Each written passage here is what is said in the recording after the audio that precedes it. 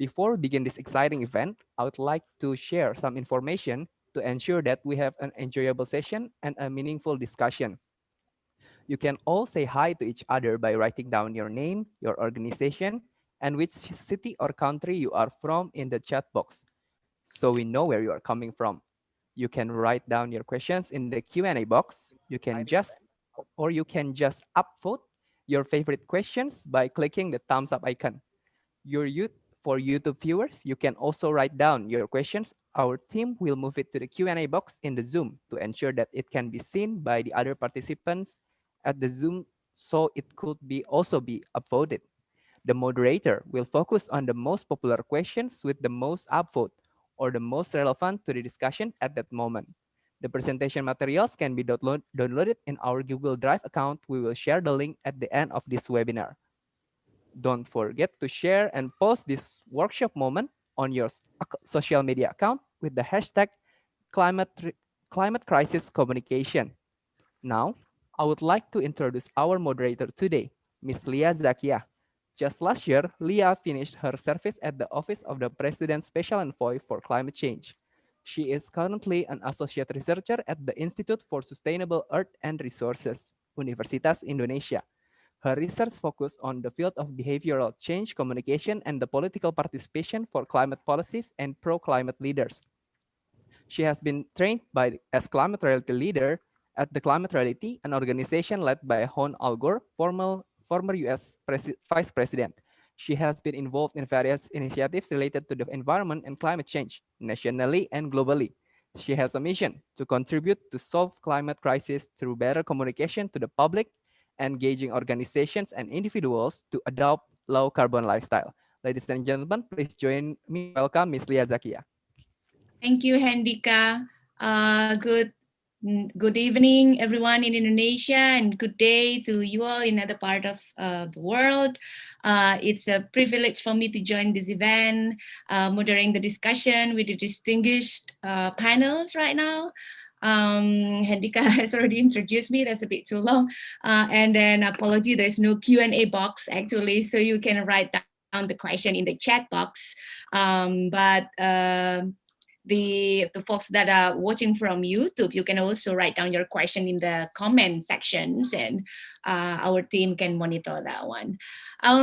So yeah, we are in, this evening, most of you are from Indonesia. Thank you so much for joining us, because I think this is one of the hottest topic right now. How do we respond to this crisis, multiple crises, not only the pandemic, but also economic crisis and as well as climate crisis. How can we use communication? How do we utilize the knowledge, the studies, and then the wisdom deriving from the field to help us move to the action needed? The IPCC report stated that the atmosphere can absorb no more than 420 gigatons of CO2 if we are to stay below the 1.5 degrees Celsius threshold. But there are several studies that state that we have less budget than that. On October 10th, 2020, initiated by TED and supported by many global organizations and popularized by many important people, they launched the Global Countdown Initiative, which can be seen in many public spaces in cities around the world. It's called the climate clock.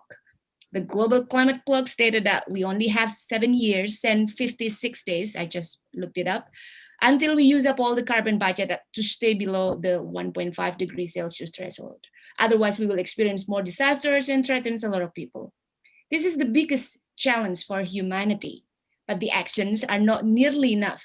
And we still see many global leaders and the public still have limited awareness and then willingness to take necessary action. Sometimes they are aware, but they just don't move yet. The science is clear. So what's the problem? That's why we are here to discuss with the distinguished panelists here.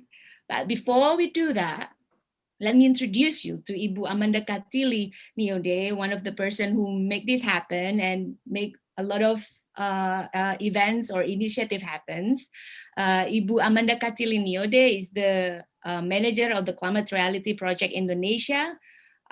She was also working in organizations and governments for more than 20 years, experience handling climate conference internationally, nationally, and been involved in the UNFCCC process as well. And Ibu Amanda is a keen foodies who also trying to connect the climate and food nexus into that, and that's really strategic because all of us eat, and so that's why all of us can reduce our carbon emission from what we eat. So Ibu Amanda, if you can share with us, like, why do we make this, and then share a little bit about climate reality, and then your hope forward for this communication workshop. Ibu Amanda? Thank you, Leah. First of all, I would like to join you in welcoming the participants from all over the world. I especially would like to thank Professor Greg Walker.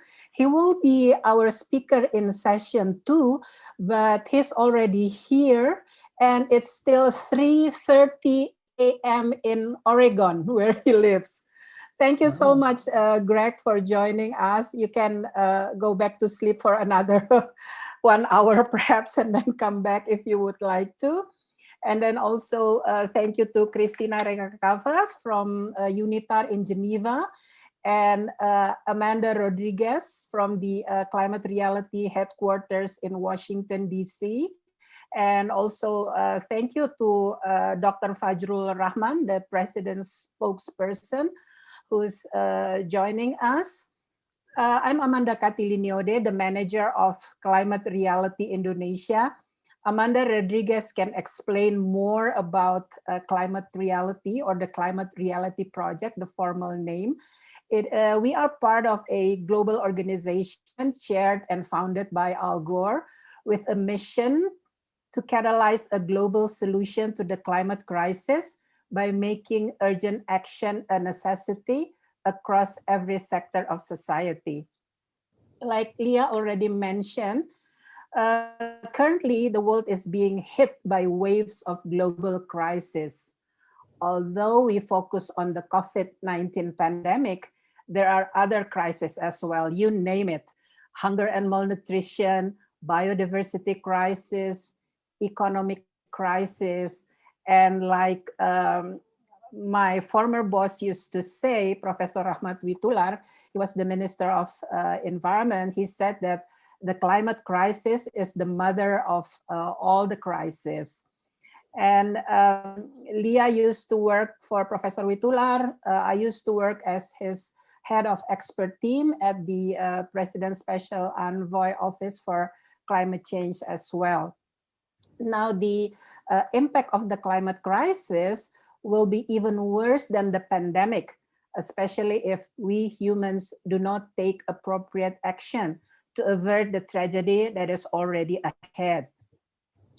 So people are now working hard to reduce the impact of the pandemic crisis on lives and livelihoods. And they are doing it through a combination of adapting mindsets, behavior, technology, and limiting personal freedom. I would like to quote what the Forbes magazine said. The Forbes magazine, the business magazine, said that the result of what we are trying to do now is a large experiment on a global scale designed to test preparedness, competence, and responsiveness to the demands of a crisis that places great emphasis on the fundamental pillars of society and the human spirit. I think that statement is valid for other crises as well, not only for the pandemic. Communicating one of the global environmental problems, the climate crisis, its solutions and actions, is an effort that must be carried out consistently with content that is easily understood by the general public. This is important because in the end, our success in getting out of the climate crisis depends on behavioral towards low carbon lifestyle, carried out consistently on a daily basis. As there are concurrent interrelated global crises, including COVID-19 and the climate crisis, the Climate Reality Project Indonesia, as Leah mentioned before, in collaboration with Tamrin School of Climate Change and Sustainability, led by my colleague Farhan Helmi, and also our partner organizations, we are organizing this international workshop on climate crisis communication for the following objective. First, sharing the latest knowledge about the global climate crisis and various efforts by stakeholders in communicating the crisis. And second, providing practical knowledge to public relations practitioners and organizational units responsible for public communication in conveying the climate crisis and other crises as well, and the solutions. I would like to appreciate a number of international organizations participating in this. We have Mr. Andy Bayuni, who is the Facebook Oversight Committee. And I'm especially grateful to other resource persons, speakers, but I would like especially to appreciate the Redford Center. It's an organization founded by Robert Redford and his son, Jamie Redford. And they're making documentary films, and they're paying for new filmmakers also to make environmental films. Their session will be tomorrow, the last session. But we've been communicating with the Redford Center on what's the best materials to show in this international workshop. And we get the connection to the Redford Center through the Climate Reality headquarters in Washington, D.C., which Amanda works for. They have a Friday film showing with all environmental documentaries and other interesting activities as well.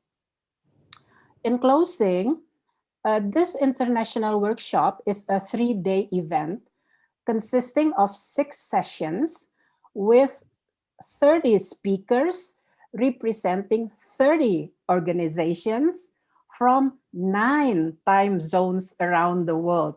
That's why the schedule is a little bit awkward for some, because we have to really accommodate 9 time zones for this international event. Thank you to all the resource persons, the participants, and the organizing team. I'm sure we will have inspiring sessions. And without further ado, I will let Leah Zakia lead today's sessions. Thank you very much, Bu Amanda. Hold on. Okay, unmute myself. We've been doing a lot of climate events lately in Indonesia and maybe the others. So it's a good sign, but is that enough for us to move forwards? We will continue our discussion, and before that, we have Bapak Muhammad Fajr Rahman, the President spokesperson of the Government of Indonesia, to share about public communications along the archipelago, because Indonesia has more than 17,500 islands. How that poses in itself a challenge to communicate any crisis, and especially here we're talking about climate crisis. So Pak Fajrul Rahman, if you are already in a convenient place to share your keynote remarks, the I'm time still is on my yours. car.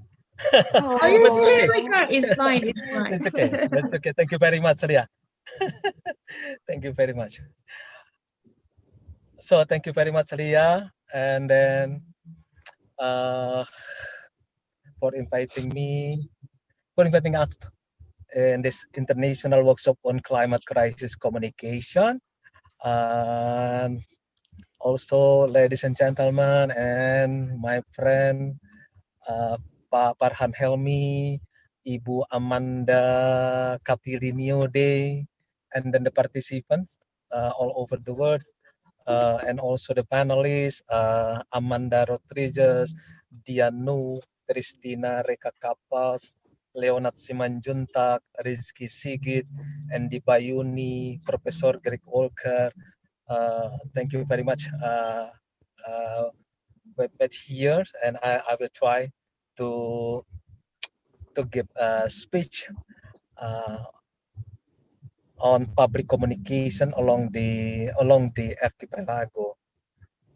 Uh, Republic of Indonesia is a nation with more than 17,000 islands and consists of more than 1,300 ethnic, more than 2,500 local language, and 6 official religions, as well as more than 180 religious groups. This diversity is the richness of this country, let alone the biological diversity. This is the nation power which can be described in the nation motto, Unity in Diversity or Bhinneka Tunggal Ika. However, this diversity could also be a challenge if it is not well managed. The notion of ethnic race religion is a vulnerable issue when it is used for power politics. It is a threat to this nation. Therefore, it is indispensable to build our common vision, our common wisdom, above all personal and a group interest. One of the challenges for the archipelagic country like Indonesia is connectivity. The question on how to connect one another is challenging not only physically but also not physically. Provision of telecommunication infrastructure at the end is the important key, supported by the electricity infrastructure and digital infrastructure equally throughout nation, covering urban and rural area, remote area and border areas. Electrification ratio in the past 5 years in Indonesia have grown 11%, reaching 99.15% of villages are electrified by September 2020. The government of Indonesia has been working endlessly to develop digital infrastructure across the archipelago and nation. During the COVID-19 pandemic, the government of Indonesia is working even harder in bridging the digital gap, thus accelerating the digital transformation. The Indonesian Ministry of Information and Communication, or Kemenkominfo, has connected more than 348,000 kilometers of fiber optic cable, important backbone for Indonesian communication. Government Indonesia through Kemenkominfo has 5,033,000 base trans receiver station or BTS to provide cellular broadband network to people.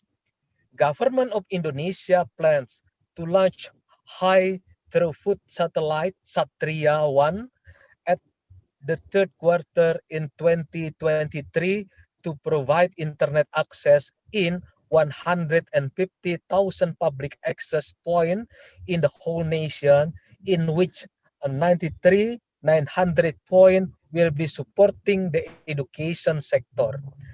47,900 points will support the public services, and the rest will be supporting the government services in various sectors throughout the country. The shrinking of time and space. We are all now witnessing the shrinking of time and space. We are entering a new age of communicating, the digital age. Hootsuite, a US-based digital research company, have reported that Indonesia is not an exception. in the digital age. They reported that as per January 2020, the number of internet users on any device in Indonesia is reaching 175.4 million people, accounted for 64% of total population. Its annual growth is 17%, around 25 million people. We can imagine number of Indonesians are more and more connected through the digital space. They also reported that the average daily time that the internet user aged between 16 to 74 years old spend using the internet is reaching spend 7 hours and 59 minutes, almost 8 hours per day in the front of the internet. Indonesian, in average, spend 3 hours and 26 minutes per day using only social media, ranging from Facebook, Instagram, TikTok, Twitter, WhatsApp, and so on. The total number of active online social media users in Indonesia is reaching 160 million account, accounted for 59% of the online social media users in Indonesia, is reaching 160 a sorry accounted 59% of the population in Indonesia, with growth reaching 841% or 12 million new accounts within only 8 months, in which 99% of them using online social media through their mobile devices. It is also reported that various online social media platforms have been used intensively by them, led by first YouTube, 88%, second WhatsApp, 84%, third Facebook, 82%, four Instagram, 79%, five Twitter, 66%, six Line, 60%, and so on. It is also reported that Indonesian internet users who consume each kind of content via internet each month are mostly first, watch online videos, 99%, second, watch vlogs, 79%, third, listening to music streaming services, 84%, four, listening to online radio station, 58%, and five, listening to podcast, 43%. The number are staggering. High volume and velocity or speed of the information exchange is characterizing the daily life of all Indonesian. Indonesian can access information from anywhere at any time. It is all in their hand. The internet and its digital world have been able to bring Indonesia into the connected world characterized by easier access to data, knowledge, social network, collective engagement, and opportunity. Time and space are somehow shrunk. However, this is not easy task for public communication. Public communication along the archipelago must compete with staggering numbers of information flooding continuously to the heat of Indonesian single day. Every single hour, every single second at their fingertips, this is the challenge. From pandemic to infodemic, the challenge of misinformation and disinformation. Attention span. A study carried out by researchers at the Technical University of Denmark has been published in Nature Communication Journal 2018, stating that the abundance of information narrows our collective attention span. This effect occurs only on social media, but also across diverse domains, including books, web search, web searches, movie popularity, and more. Sociologists, psychologists, and teachers have warned of an emerging crisis stemming from a fear of missing out. Keeping up to date on social media and breaking news coming at us 24 hours and 7 days. Content is increasing in volume, which exhausts our attention and our urge for newness, causes us to collectively switch between topics more regularly, said Philip Lawrence of Max Planck Institute for Human Development. Study carried out by Microsoft Corp has reported that people now generally lose concentration after 8 seconds. Lose concentration after 8 seconds due to the increasingly digitalized lifestyle on the brain. The human attention span has dropped from 12 seconds during the year of 2000 when the mobile revolution began to only 8 seconds in 2015, shorter than one up goldfish 9 seconds. On misinformation and disinformation, the staggering number of information flooding to our brain are just unimaginable. One of the impact of the increasing digital connection is the emergence of the misinformation or disinformation.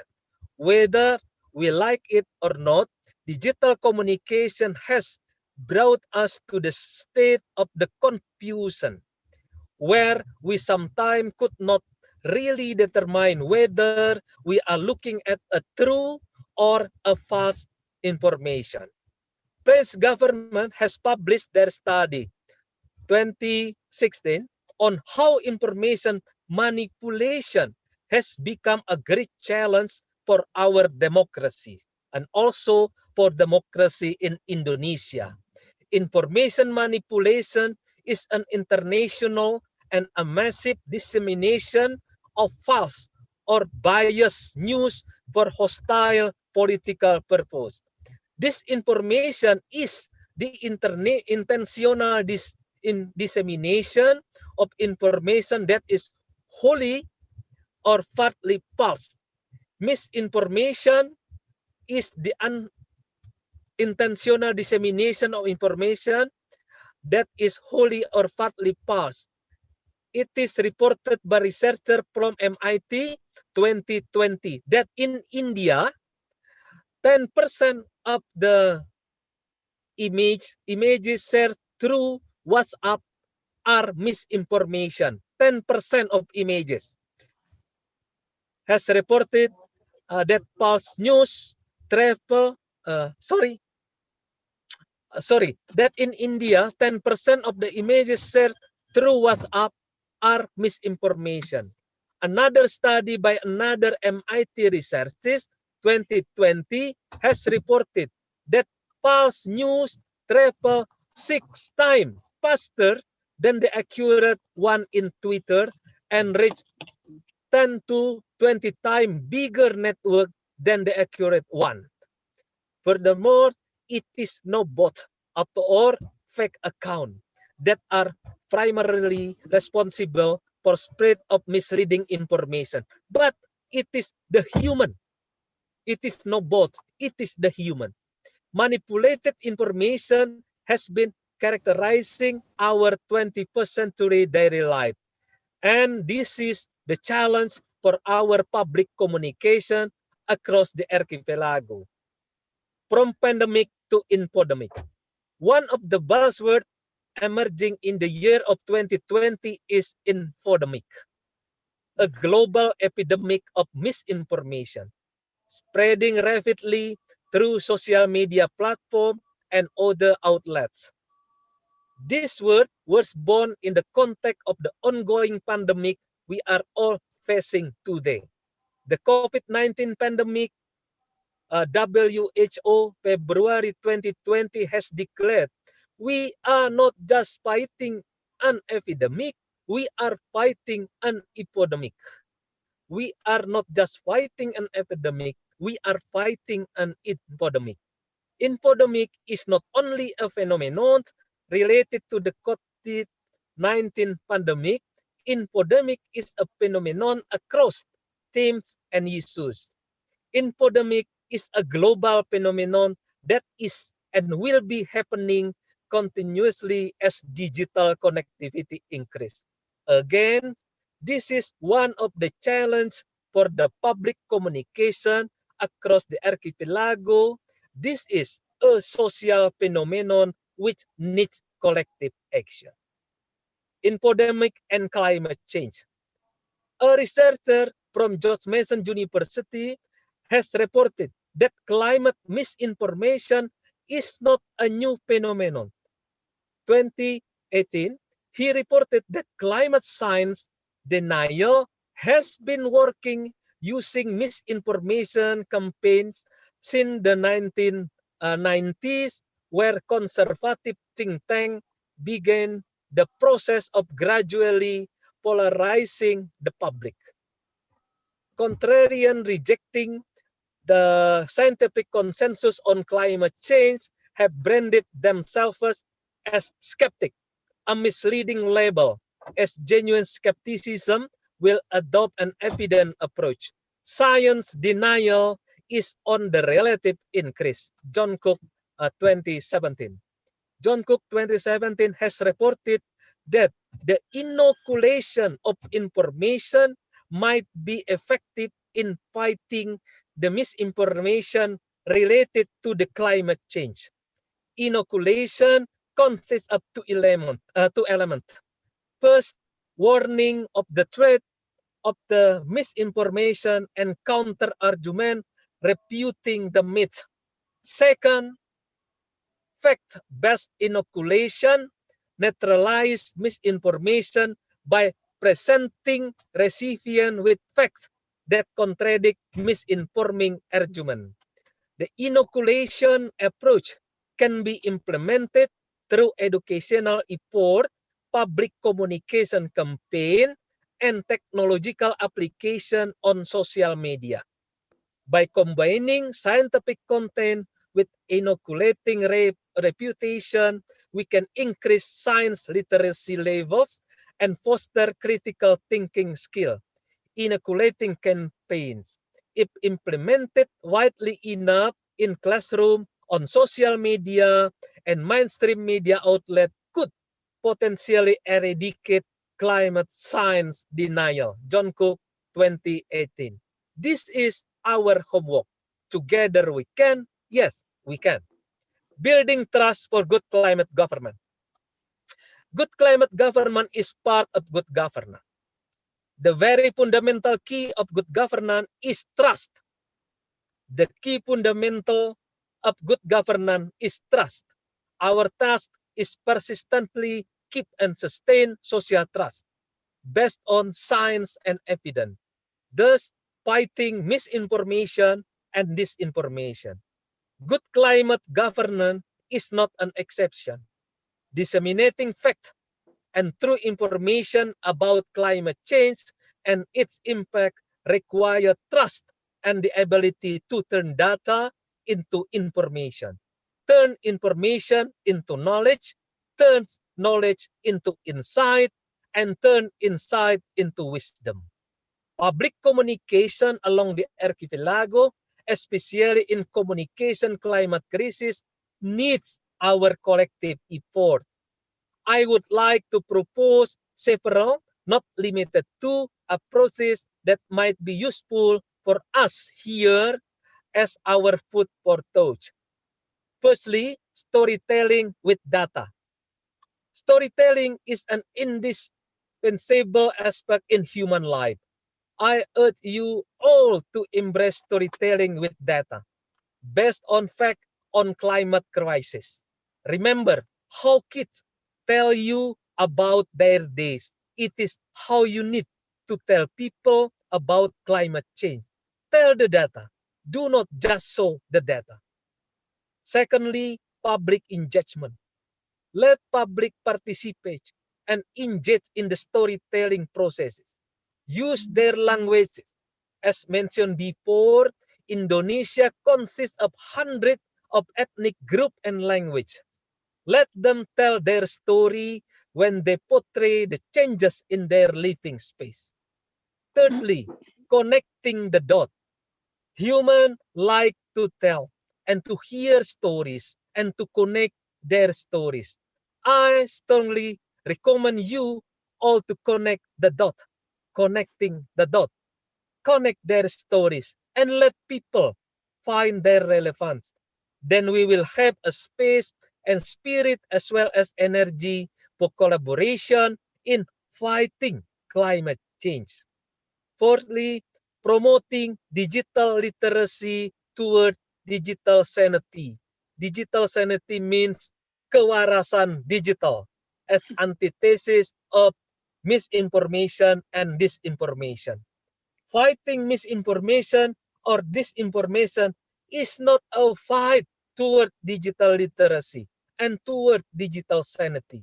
It is the human that we must deal with if we want to see the better world. Fifthly, embrace STEAM, science, technology, engineering, art, mathematics are the especially important and fundamental keys to build digital literacy and digital sanity or kewarasan digital. We all need to develop STEAM capability from the very beginning. I would like to again share the amazing word from the amazing person, my favorite scientist, Dr. Carl Sagan. To me, it underscores our responsibility to deal more kindly with one another and to preserve and cherish the well blue dot, the only home we have ever known. And I will close this talk with another quote from Leonardo da Vinci: simplicity is the ultimate sophistication. Public communication should be simple, or in acronym KISS. Keep it simple and straightforward. So thank you very much, ladies and gentlemen. Thank you very much, Wassalamualaikum Bapak Fajr. warahmatullahi wabarakatuh. Waalaikumsalam warahmatullahi wabarakatuh. Thank you very much, Bapak Fajrul. That was a lot of information and useful. And I learned that I think some of us need to go into TikTok and then make a less than 8 seconds video to campaign about climate change, because Pak Fajrul has mentioned some of the characteristics of digital behavior of Indonesians, and maybe as true to other countries. And Pak Fajrul also touched upon a lot about infodemic, and our speaker later, Christina Cavaz, I think we'll share more about that. So thank you very much, Pak, for setting the tone for our discussion today. And yeah, ladies and gentlemen, for the next one, I think we are ready to go into the panel discussions. But before that, I would encourage everyone to comment or ask questions in the chat box, so that we can converse or have more interactive sessions here.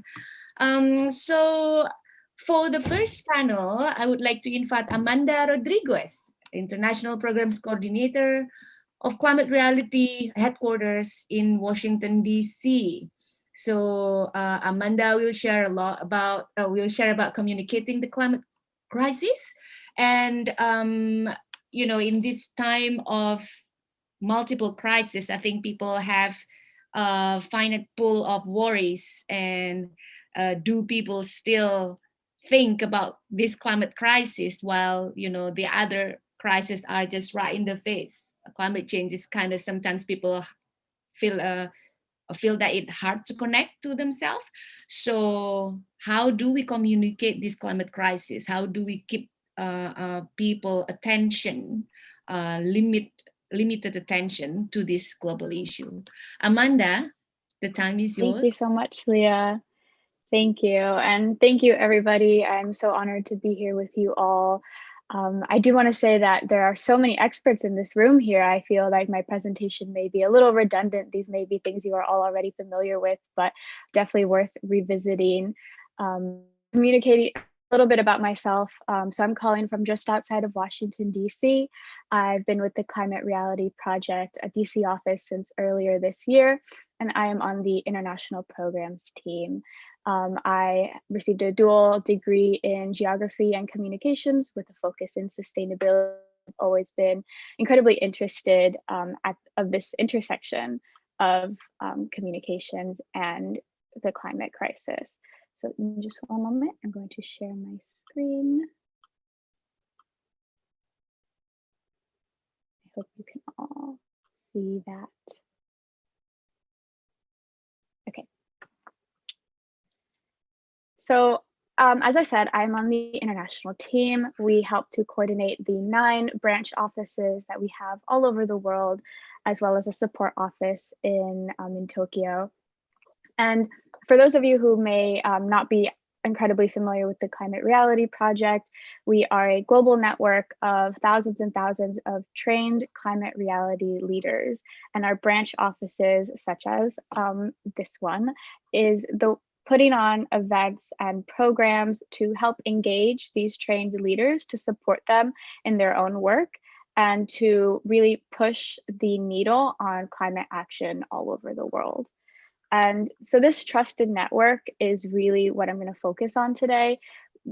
As an organization, as a global organization, there's no one way to talk about the climate crisis, right? The regional context of which you are speaking is so incredibly important, which is why I feel that the branch office system, as well as just generally having leaders all over the world, is really what makes our organization so impactful. So when our climate reality leaders join, they go to a training, one of the tools that they are trained on and shared with is a presentation. And this presentation can be used with your family, your friends, your workplace, your place of worship.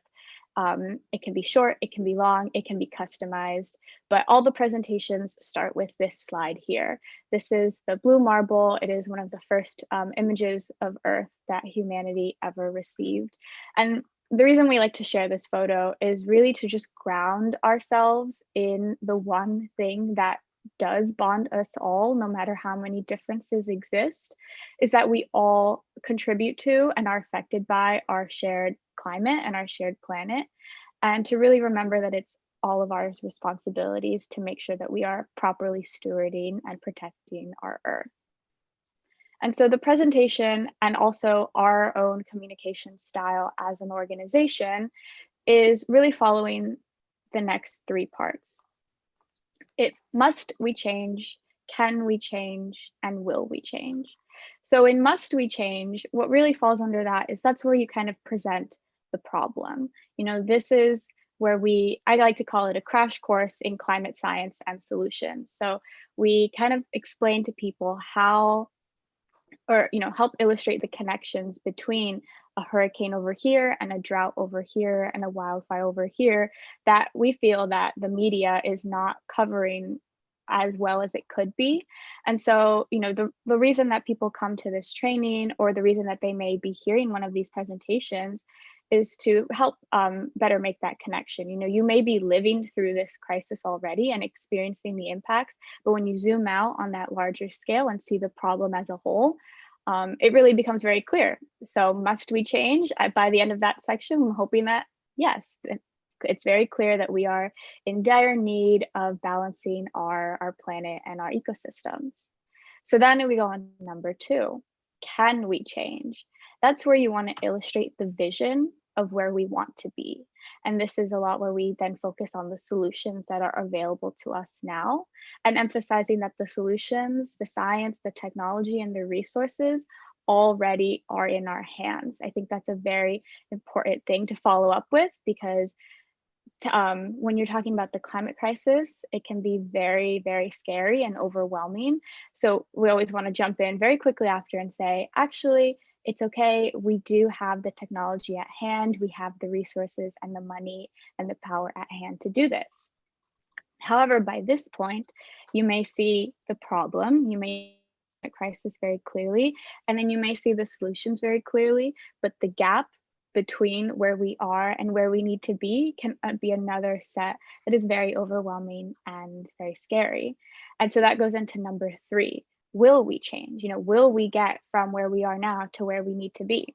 And this is where we really like to emphasize the personal power, the power that people have to really influence this change and to make it happen.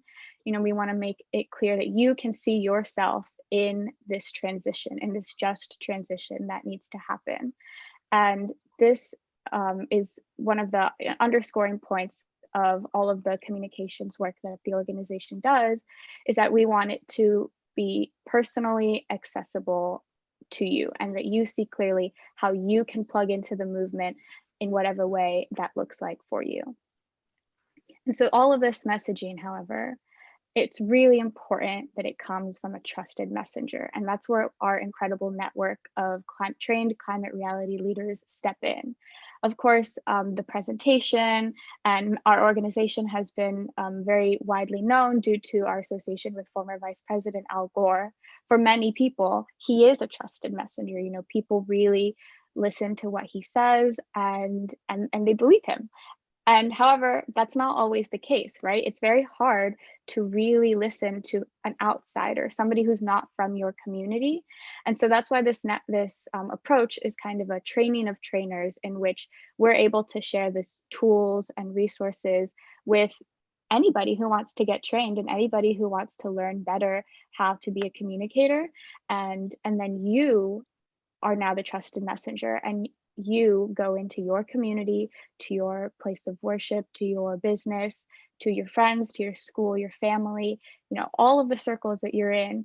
And if they hear this from you and not some outside politician or an outside journalist, somebody you have no reason to trust, but if they hear this message from you and see personally what's at stake in your community, you're far more likely to then believe what you're hearing and then to feel empowered to take action.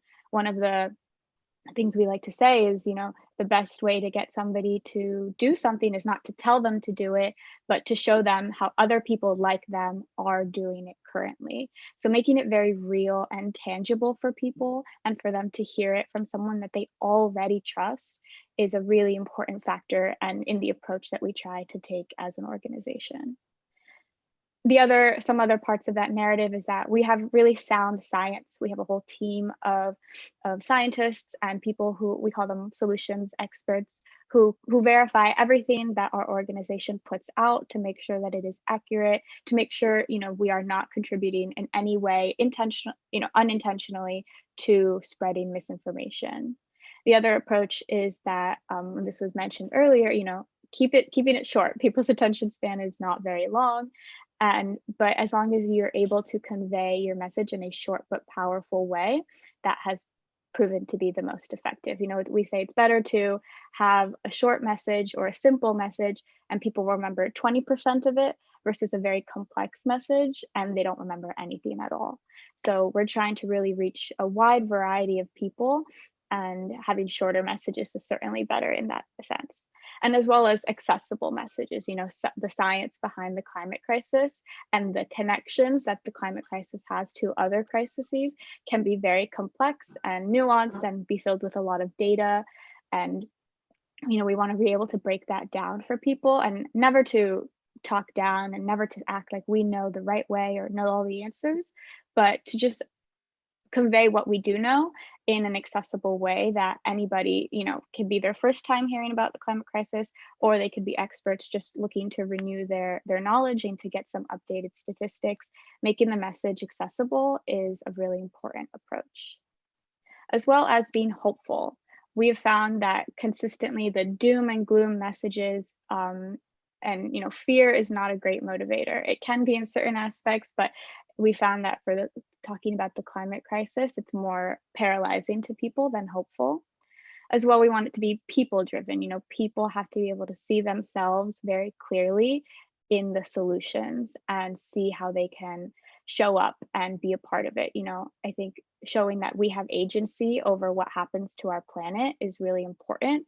And I think it's very clear that over, you know, for example, in 2019, there were millions of young people who went on strike for the climate, because we see that, you know, our leaders they're moving forward, but not as fast as the people would like.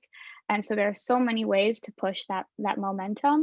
And that's the focus that we like to have at Climate Reality, as well as solutions. You know, we don't ever want to just present a problem without presenting at least a few of the possible solutions. And the other important thing that at the Climate Reality Project we really value is diversity. And I think that Indonesia is a really great example of a country with an incredible array of cultures and languages, as was mentioned earlier. So I'll read out our statement that we have on diversity, equity, inclusion, and justice in our organization and in the way we communicate. So it says, at the Climate Reality Project, we are committed to building a more just and equitable world, one where all voices are heard and respected, regardless of race, religion, color, national origin, sex, sexual orientation, gender identity, age, or physical ability. We recognize that a diverse and inclusive moment is critical to solving the climate crisis, and to build this winning coalition, we must ensure that those directly impacted, particularly those who have been excluded in the past, are at the center for movements for change. While the climate crisis manifests on a global scale, we acknowledge that Indigenous people, low-income families, people of color, and other historically marginalized groups represent frontline communities. They are experiencing the harmful climate impacts first and worst.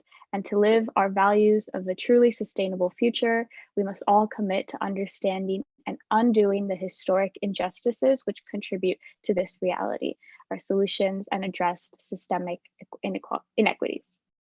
So we believe that the fully voiced engagement of these communities is and should be the leader of this messaging. So it's really vital that people can tell their own stories. And I know you will all have a session on telling your climate story and on storytelling later in this workshop. And that is a really valuable tool that we, encourage our network to use, because a personal story will go 10 times farther than a data set or a set of statistics or a picture of an iceberg melting. People have no personal connection to melting icebergs or polar bears. And I think the environmental movement is largely moving away from that kind of, man over here and nature over here, and they're not connected. I think we can all recognize that that's not true at all. And not only is our environment and our human life and cities intertwined, but so are so many other crises. And being able to meet people where they are, whether that's the medical field, the journalism, if they are a school bus driver or a teacher or a stay-at-home parent, everybody has an audience already, and making sure that your own circles also have access to the same kind of accurate information that can help them make really informed decisions about their own personal lives and their own engagement in solving this crisis together is the approach that we try to take with our global network. So that was a very brief overview of how we approach storytelling and how we approach communications at the Climate Reality Project. Of course, each of our branch offices is leading regionally focused programs targeting audiences in their own regions. For example, our India branch works with teachers, because of course teachers are already trusted messengers to their students, to their communities. In Latin America, the Latin America branch is focusing heavily on the media and advocating that the media make the connections between the climate crisis and weather events when they happen, because the media and newspapers and radio stations are still big trusted vehicles in Latin America. So there's so many different avenues and ways of plugging in, and I think that that the diversity of our own network is what makes it so strong. So yeah, that's just this quick summary of what we're working on at the Climate Reality Project and how we approach it. And just our website is there. There are many blogs, resources, webinars available at the website there on the screen. And so is my email if anybody has any further questions. But thank you all so much for having me. And yes, thank you. Thank you, Amanda. That was wonderful. So I just the one that I caught, that was, we need trusted messenger. It means it can be from people that are like us, and we need sound science, short but powerful, accessible messages, and we need to find new narratives, mostly the one that containing more hopes, because we need that, and we also need to put more attention on the issue of justice and equity. I think that speaks a lot for Indonesians, because we do have, we are very diverse. So we need to listen to all these different people. And we need to making the connection between climate crisis and our lives, our daily lives. I think that's one of the most important thing, to make it relevant to people. Thank you, Amanda. We will get back to you later with questions. So I still encourage people, Bapak Ibu, monggo, jika mau tulis-tulis, if you want to comment and ask questions, please feel free to write it down on the chat box. All right, so we continue to the next speaker, Ibu Dian Nuh, founder and CEO of KVB. And Ibu Dian will share a little bit about the role of public relations in global crisis. So I'm very happy personally, Ibu, that you are here, because my background is PR as well. And as we know it, that climate change is a global crisis requiring global leaders, involving all stakeholders, well, literally everyone on Earth. Yet there is still a big portion of these people, or us, are not even aware that there's a problem. And what can we learn from the world of PR, Bu, to respond to this crisis and to ramp up the necessary actions to deal with it? Ibu Dian Nuh? Okay. Hello, everyone. It's nice to meet you here. So my name is Dian Nuh. I'm a founder and CEO of KVB. It's a content and communication company. It's a consultation. And I'm also board at International Animal Rescue and Yayasan Loiser International. So thank you for the opportunity to share about the role of public relations in global crisis. I think what I will share have been covered by Pak Fajr and Amanda, and I will say share a few things in 10 minutes. And okay, so what I will share is actually a practical approach of using PR, and it's mainly for organization, especially private organization. So how private organizations can use PR in global crisis as of now. So let's understand the role of public relations. The role of public relations is to communicate designed messages to the intended target audiences and to achieve certain objectives. The principles could be the same, that the case could be different, but the approach in communication or the steps remain the same. In principle, then, we also need to know our objective, so we can design strategy in global crisis. And next is what we have to remember is that PR is linear. So if we say something and we get response and we say something again, and that could happen in global crisis, we can also be silent, and that is a form of communications. And again, in global crisis, global climate crisis as of like now. Sorry. Okay. So looking at how it is today, it is now really time to talk about climate change. We have a lot of issues or agenda or topics actually, but I agree with what Pak Rahmat that Ibu Amanda mentioned earlier, that the root is actually the climate change. That's why it's essential. But it comes to my mind that sometimes, to me, correct me if I'm wrong, and apologize if I'm being wrong, sometimes I feel that the messages or the content in environmental issue could be not that inclusive or can be very technical. That's why I'm proposing that it is good if we can use like easily, easier understood messages. So we can deliver messages that can be understood by a lot of people, making climate change sort of like more inclusive topic for everyone. So not for environmentalists only. Okay, so that's what I think. And perhaps a lot of people are not aware of the issue or ignoring the global crisis today also. So that is another challenge in society today. So what we can do what PR can do or function is we can have the role in educating communities or people about global climate change. And I think private companies, private institutions, so not just NGO, can take part in this.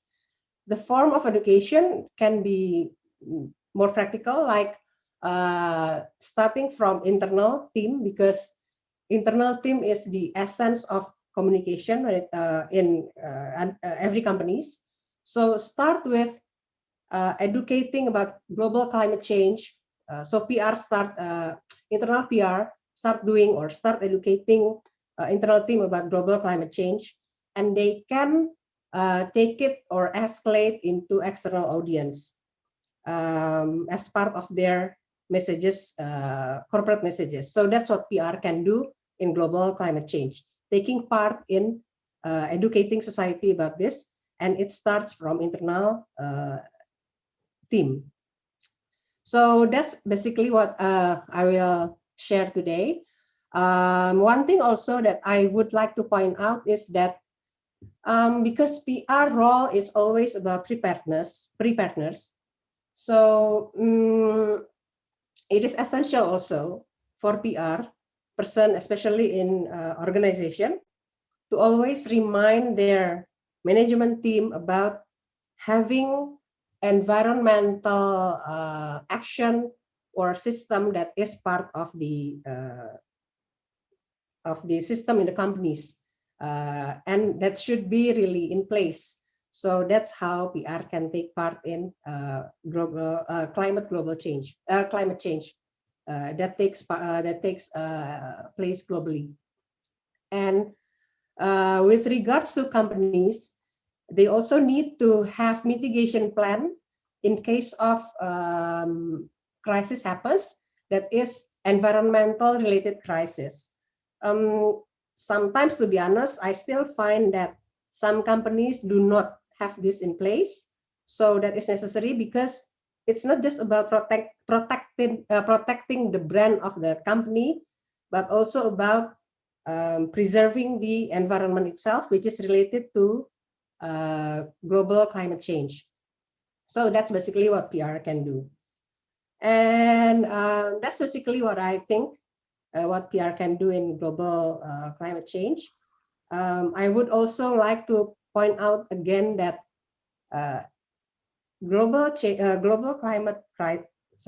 climate change that takes place globally. It is really important to start working on this from the communication perspective. It starts internally in any organization, and it is not just limited to NGO that focus on environmental, but also for a lot of companies. And I think it is very essential to start doing it now. So yeah, that's basically what I want to share today. Thank you very much. Yeah, thank you very much, Ibu Dian Noah.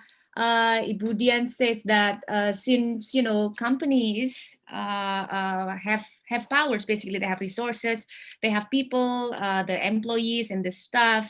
If we can start educating about climate crisis to the internal team, and then it really integrate into how the corporations do their operations and produce their services and goods, I think that could be a great start. And Ibu Dian also mentioned about the role of PR to make it more systematic in a way to approach this crisis, which is need to set the objective, design the strategy, defining the audience, and then maybe it's a good to have an evaluation of that so that we can be better in that. So thank you so much, Ibu Dian, for sharing. We will get back to you later with some questions. And now we are going to the third speaker, which is Christina Cavaz from the UNCC Learn. It's the United Nations Institute for Training and Research, UNITAR. And she's now based in Geneva, if I'm not mistaken, yeah. And Christina will share a role about combating fake news with reliable information.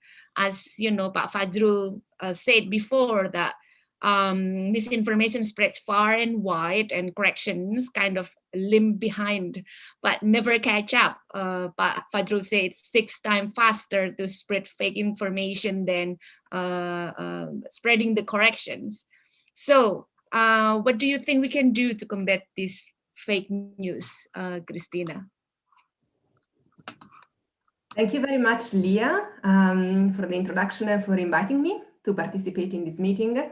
I'm delighted to be here and have an opportunity to share what we do to address misinformation through climate change knowledge via the UNCC Learn program, which has just been mentioned. I will share a couple of slides supporting my presentation. I hope you can all see them. Yes. Perfect. It has been said, despite the almost unanimous agreement among scientists about the existence of anthropogenic climate change, information in the public space and action to address climate change can still be contentious. According to reviews, the content related to climate change that has been mostly shared and received most engagement during the last year is an article from a known conspiracy website, which received 4.2 million engagements on social media and on communication networks. And such content, as we said, can be very easily shared on the internet and equally easily be picked up by individuals, bloggers, influencers, people with a high number of followers.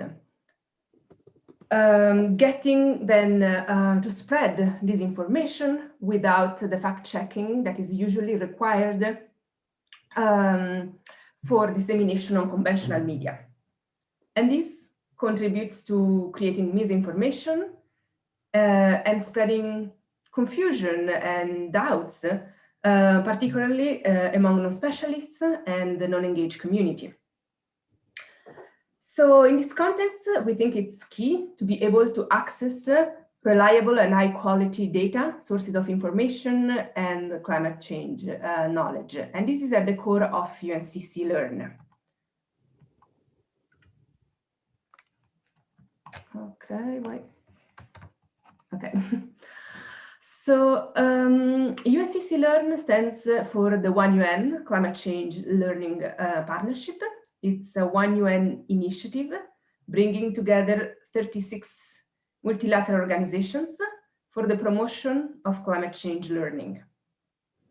UNCC Learn was launched in 2009, so it has been around for a decade. Its secretariat is hosted by UNITAR, the United Nations Institute for Training and Research in Geneva, Switzerland, and it is funded by the Swiss government and UN partners. UNCC Learn aims to contribute to the growth of a critical mass of individuals and engaged citizens, professionals around the world that have enough knowledge and skills to make informed decisions on climate change and take effective action. And this is done through a multiplicity of activities at the global, regional, and national level, starting from public awareness or the promotion of foundational literacy for the global public, but also for specific audiences, particularly key audience such as teachers that were also mentioned before, also young people, as well as climate change negotiators.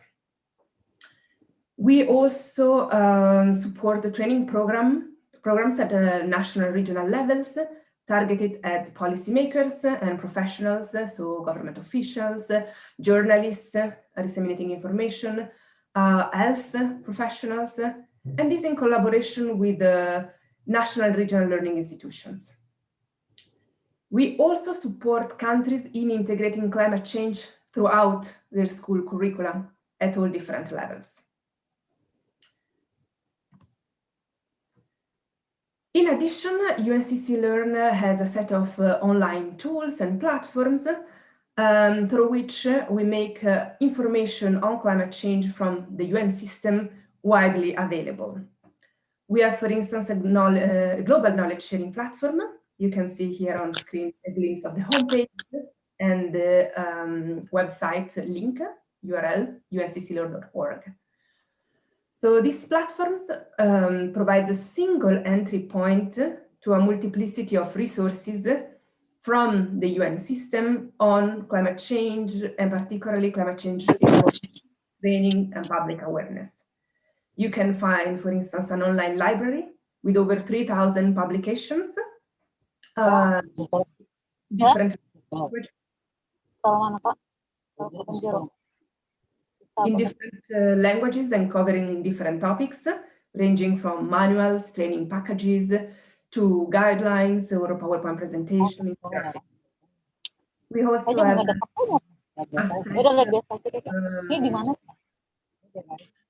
of learning platforms and portals offered by the UN system, where people can access information about climate science, climate change adaptation, mitigation, negotiations, and so on, as well as a list of events, stories, testimonials, and so on. Also, we contribute to sharing messages and information about climate change through social media. UNCC Learn has Facebook, Twitter, Instagram, YouTube, and Flickr accounts. Key messages we disseminate relates to the importance of climate change, but also about the work of the UN and the messages that the UN promotes in this space. UNCC Learn also hosts an e-learning platform, and this is the largest e-learning platform globally, focusing specifically on climate change and green economy. It was launched in 2014 and currently offers 28 different learning products, with several others under development. And these courses are free, they are self-paced, they can be downloaded, and are available in 10 different languages to ensure that as many people as possible can access them. So far, 350,000 users from all over the world, 195 countries, have been engaging with this content, and over 100,000 certificates have been issued. Here on this slide, you can see an overview of the most popular courses on the platform. First of all, the course providing an introduction to climate change, which is the most popular among all of them, but also courses introducing the green economy or sustainable consumption and production. We have courses on sustainable diet, sustainable finance, a course that unpacks the linkages between gender and the environment, including climate change and related areas, as well as courses addressing climate change in different sectors, for instance, forestry, health, or urban environments. The key characteristic of these courses is that they build on the expertise and the latest knowledge from the UN system. So we developed them in collaboration with the key agencies that have a mandate in a specific area. The course on climate change and health, for instance, has been developed in collaboration and with the technical leadership provided by the World Health Organization. Courses on climate change science provide the latest science and information provided by the World Meteorological Organization, and so on. And from the UNITAR side, our expertise it's in e-learning, design, learning methodologies, and so on. And this is the contribution we provide in making sure that then the content is easily digestible, unpacked, and can be accessed by the broad audiences. And on these resources, the courses, but also the resources I mentioned earlier, you can find a wealth of information from the UN system on a variety of different topics. As you can see, there are data confirming climate science. So for instance, the global mean temperature trends or ocean acidification trends, greenhouse gas emissions, and so on. But also the impact that climate change has then on different areas, on health, for instance, or on different audiences, different groups, children, elderly people, indigenous people, women, as well as information that is tailored to specific regions of the world, as the impact could be different, case studies, but also solution and example of concrete good practices that then can be replicated. This information is widely available, so please do not hesitate to access it and refer to it in your communication work should you find it relevant and of interest.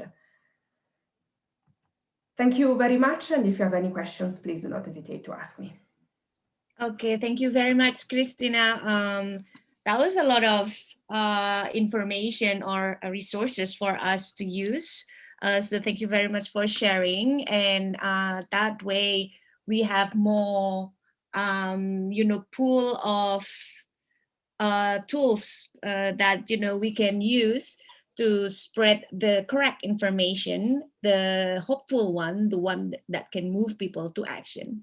Thank you so much. So Bapak Ibu, if you have any questions, please keep writing down there. We're going to go into the question and answer now, where we do have several people put some comments here. I would like to also read from Ustadz Fahrudin, the one that stresses that we need to endorse the critical thinking education in our society to be able to filter out the misinformation and then to try to be, to make sense of what's going on now better. But then the question is, usually this kind of education, especially, trying to make people have more critical thinking, it does need time.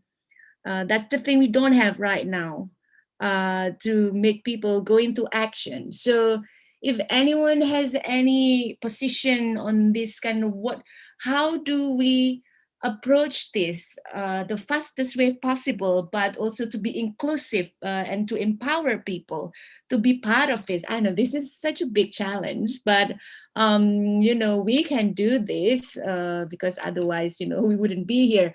That question also reflected by some other questions. So if maybe each of the panelists can share that thought on, that it usually takes time to make people understand, aware, and even more time to make people really act.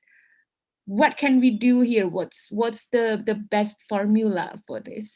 Maybe Amanda can start, and then Ibu Dian, and then Christina. We have all female panelists here. Amanda? Awesome. Yes, it's a really great question and something that we are always grappling with. A quote that came to mind when you were saying the question is that change moves at the speed of trust. And that's something that we use in our coalition building work, or, in the resources that we share to leaders who are working in coalitions and building coalitions.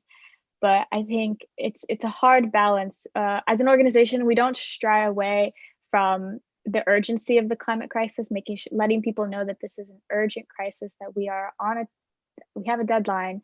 But I think it's really important also to remember, it's like we kind of have one chance to get this right, and we want to get it right, and we want to make sure that everybody who will be impacted by both the the inevitable, the parts of the climate crisis that we can no longer stop, as well as who will be impacted by a transition from we're talking about completely transitioning our entire global economy away from this extractive and fossil fuel base. So that's going to impact a lot of people.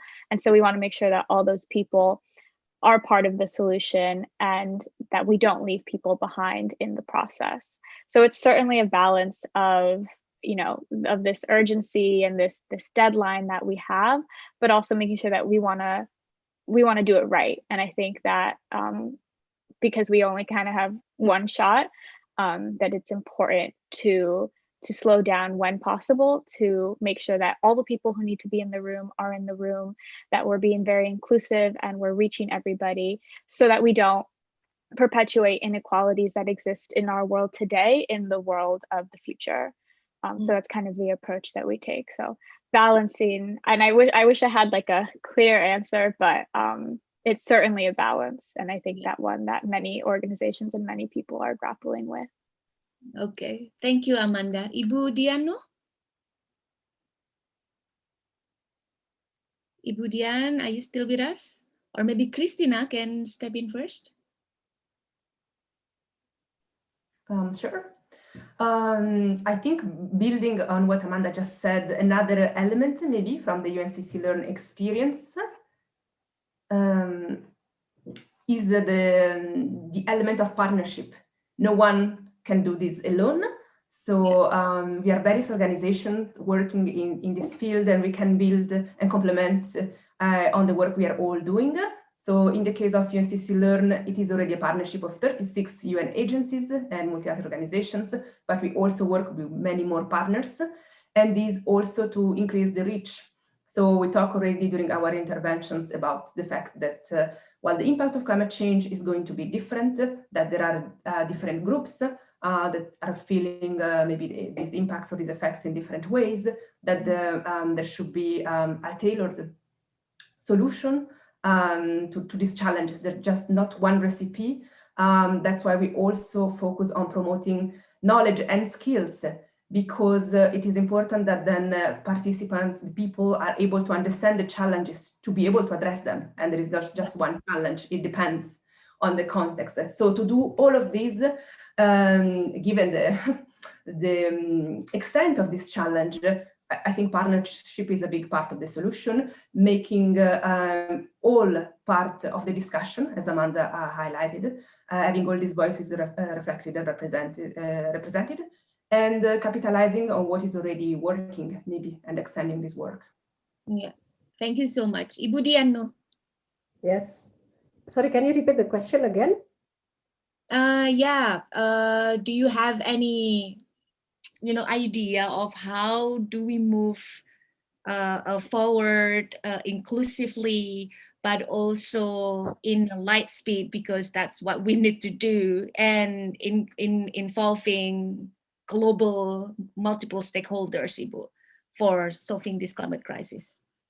Okay, because the notion is about inclusivity or inclusion.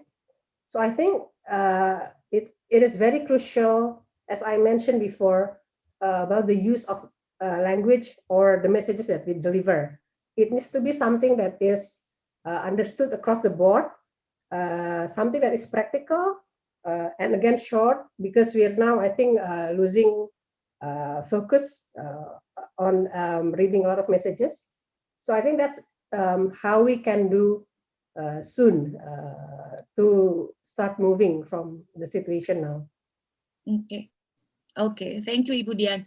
And then also, while you are here on camera, there's also a question for you as well here. What is the faster formula for environmental startup or sociopreneur to do mentorship and empowerment without misunderstanding each other with beneficiaries? So maybe it has, so I think what Mbak Repa Kustipia means is that how we kind of encourage the we have a lot of startups right now, right? How do we include environmental startup or sociopreneurs, to do the empowerment for not only the staff but also the consumers as well, because if they are about to sell green products, for example, or green services, then they need to educate the consumers that this product is good for you and good for the environment, and that you want it. How does it I think okay, thank you for the question. I think it's back to educating about the essential of how we need to take care about the environmental and the effect on us if we do not, like the bad side of it. So it is also not just data driven, but also like impact story of what if we do not educate about and taking care of the environment. And I think what we also can do is something like, how we can be easily moved to do something if our message touch the emotional side of us because we're human. So probably we can use that approach also. For example, like as simple as the effect of something on panda, for example, something like that, easy, loving, also emotional. I think because we're human, it's easier to touch the emotional side of us. I think that's what we can do. Yeah. Thank you very much. And I think that probably in line with Pak Fahrudin said here, that maybe education, maybe in Indonesia, because, most of Indonesians, well, all Indonesians are religious people, we can touch their heart through religion, for example, or culture, because, well, some studies say that it's not science, it's not enough to move people. We also need to touch their heart, their emotion, and so maybe with putting attention on cultural issues and the other contexts that might make people to move is important. Thank you so much. And then another question to Amanda. In your opinion, has the global media discourse already shifted to desired narrative that you mentioned earlier, that it is hopeful, people-driven, and solution-focused? If not, do you think we have the potential to create a strong, hopeful narrative to counter the fear-inducing news stories? Yes, that's a really good question. I'd say in the past 5 years, even it's improved a lot. Even I think the Guardian, which is one of the major news outlets in the UK, only in the past year, I think it was in 2019 or in 2018, officially said, hey, we're not going to call it climate change. We're going to call it a climate emergency, because that's what it is. And that shift happened very recently, I believe, in the last 2 years.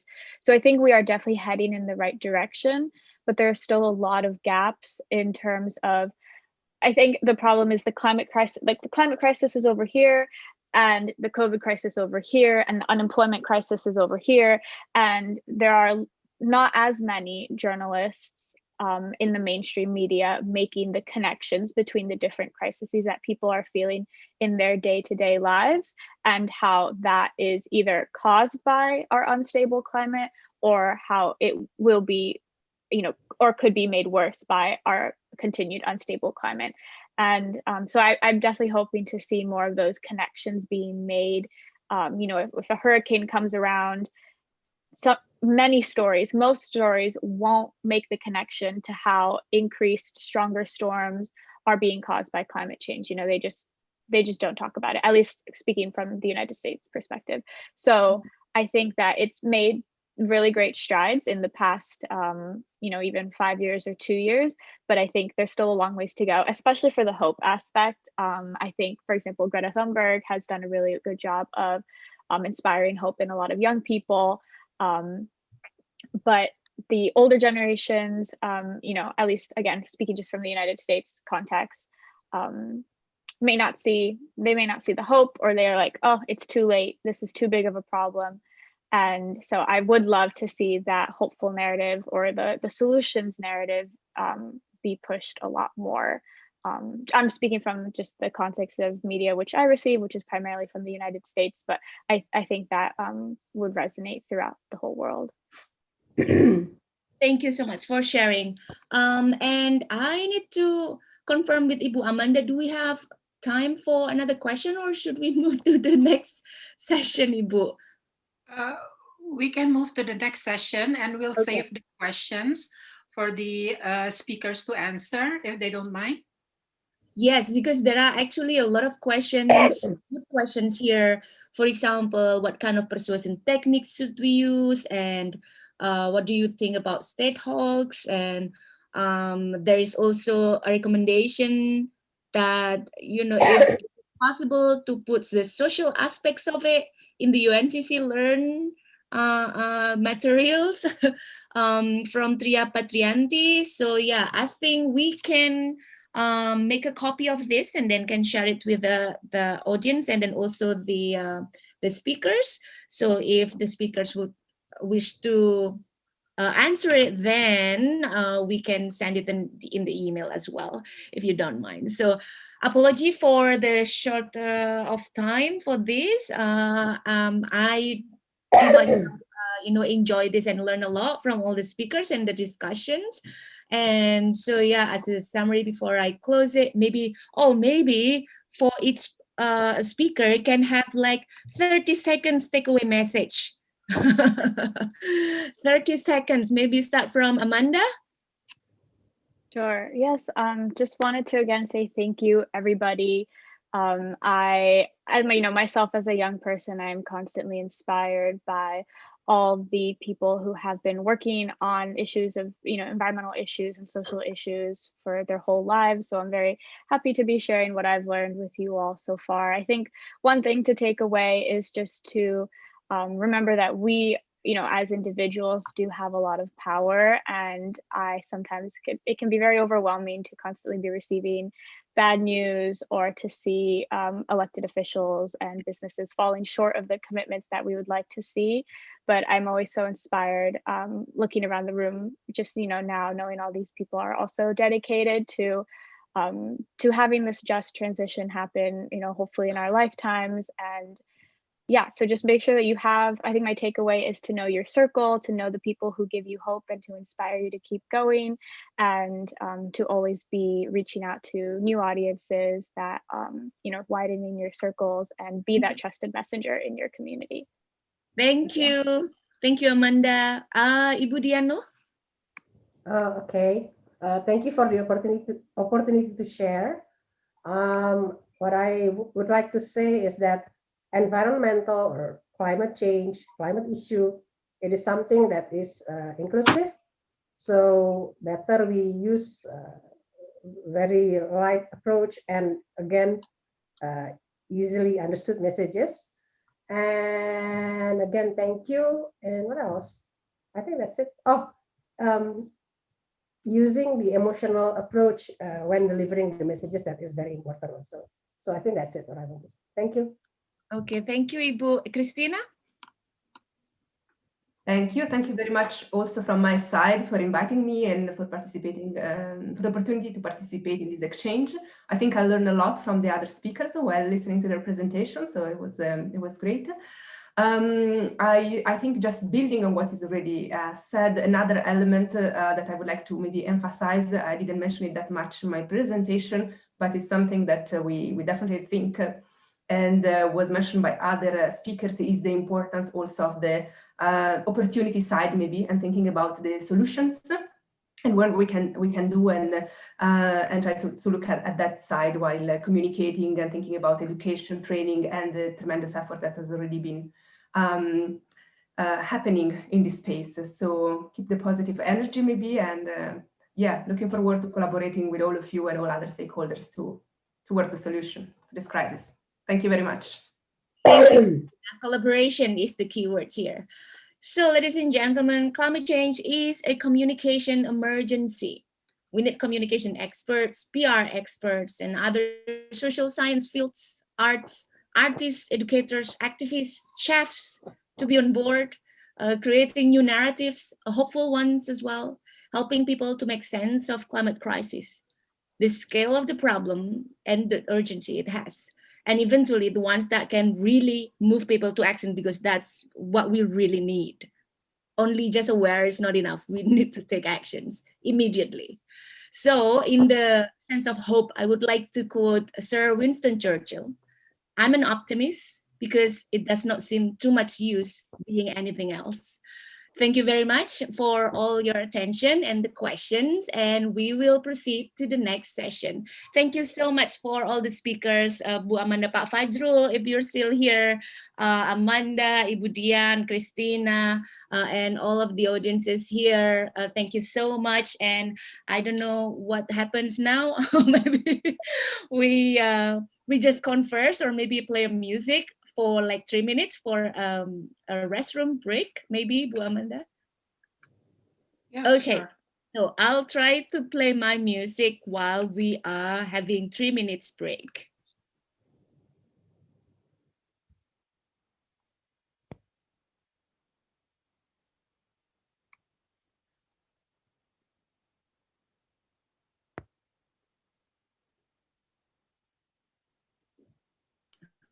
Or maybe the other can play the music. I'm not ready.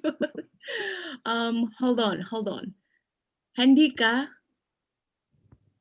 Yes, I will try to play the music.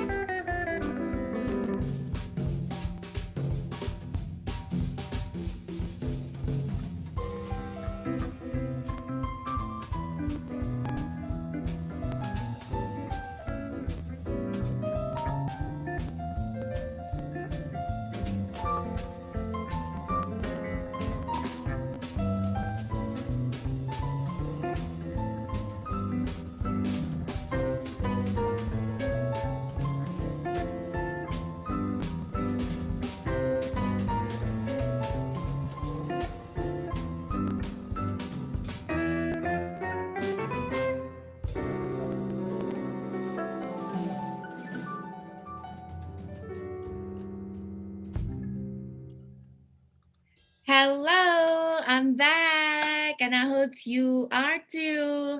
Welcome back again to the International Workshop on Climate Crisis Communication. And we just had finished our first session, which was talking about the state of the global crisis of communication.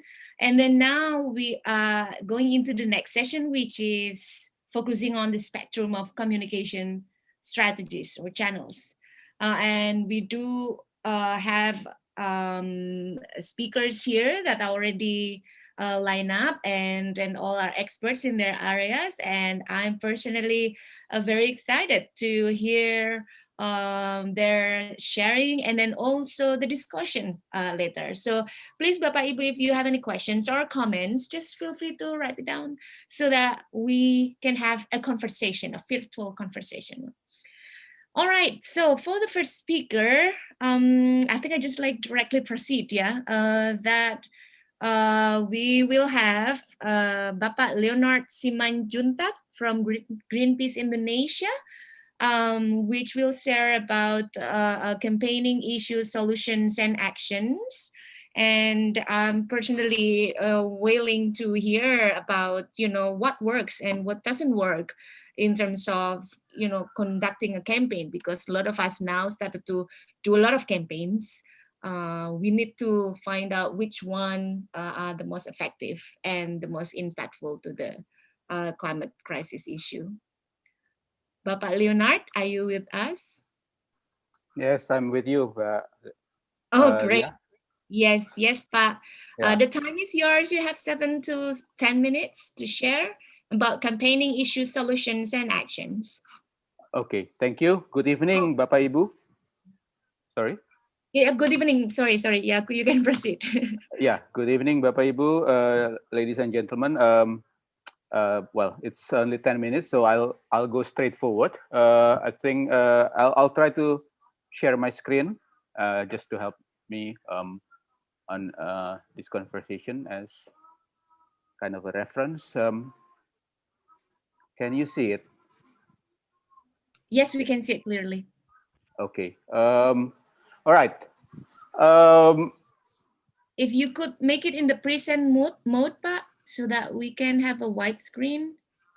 Present. Yep. Here. In the right. Yeah. Yeah. All right. Yeah. I'll try to share a bit our experience in Greenpeace Indonesia as a campaigning organization. We've been campaigning for quite some time through ups and downs, and of course we fully agree that we are already in climate crisis, and we don't really have much time. It's very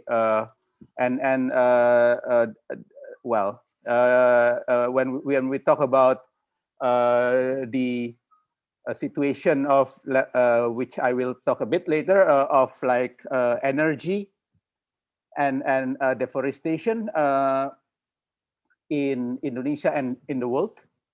Globally, we surely see that really time is running out. So I'll start with oops. Yeah.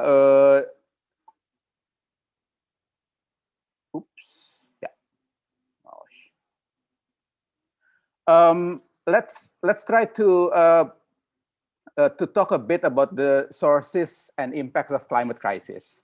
So I think we need to really, in terms of campaigning, we really need to be able, I mean, this is from experience, to connect from the sources. Well, mainly we recently we are trying more to focus on the impacts because it connects to the hearts and minds of people.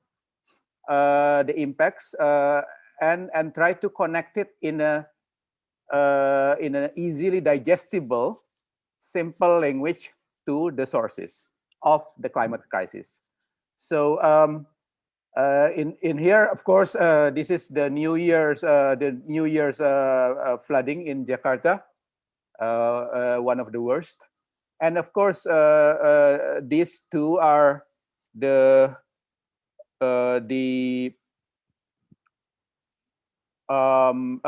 two most important sources of climate crisis in Indonesian contexts. The dirty coal energy and deforestations and forest fires. So it is very important for us to be able to connect these sources and impacts, again, in a easily digestible way. I'll talk more about that. Then we should also think in a more hopeful way to talk about solutions and actions to the climate crisis. So we in Greenpeace we talk in two levels. First, in building the movements. So this we want to create massive movements of people from different sections of life, and basically challenging the power. So we need to challenge the power that is pro status quo, and we of course need to talk about solutions, and then we need to be able to project that solutions to the realities of life of people. So this of course these two visuals represents those two key communications that we need to be doing in campaigning for solutions and actions to the climate crisis. Now I would like to share a bit about what has been going on in Greenpeace Indonesia and also Greenpeace Southeast Asia in terms of our way of campaigning. So we are actually in the process of almost wholesale transformation of our way of campaigning, but it started with understanding our audience better. So in the past year, we've been commissioning a lot of research, audience insight research, to understand one of the largest demographic layers that we would like to work together on climate crisis for the next years to come. So these are they are the Gen Z, Generation Z of Indonesia. So and this in this image very quickly, I would like to talk a bit about their characters. And these are the characters. I mean, through our research, there's a lot of interviews, FGDs, and all that. Also, listening to them in social medias. These are the characters, which is they basically they're like spending online. They have moved away from their parents' platforms in internet. They don't seek out news. They are very collective. There no such thing as individual success, and parental influence is still very high, and so on and so forth. Those characters we learn. We have been learning about them, and then we also and from that we see that in this circle, this Gen Z now people centered on family, religion, school, work, and community, relatives, community, and political issues, world news, environmental issues is rather outside of the perimeter. So we have to take that into account in our way of campaigning. So, but also we understand that they actually that there are some momentums that they actually can go outside or beyond their comfort zone, which is this represented by this diagram. After understanding them, I mean, we're still in the process of understanding them. We need to listen to them. This is our concerted effort, carefully and regularly. So we need to listen. What kind of hashtags? What kind of keywords in digital fronts, in social media that actually used very much by them, dominant. We need to understand the composition of them in their engagement with social media. This governance, socioeconomic, and Jakarta Reborn are the three of our main strand of campaigns at the moment. So we bi-weekly at the moment. Bi-weekly, we are monitoring this with our instruments. But also in here, in the bottom left, we're also learning what's important externally to them. So this is in the context of very recent weeks that we capture from the social media. These issues, these topics are engaged. They engage very much too. With the understanding, the much better understanding, and with regular listening and careful listening to them, we hope we can win. We can win the campaign. We can have better strategy and win the campaign in social media. Why social media? First, this is a very digitally and social media freak society. We all know that. So it is very important for us to be able to win in digital fronts and social media. These are some of our successful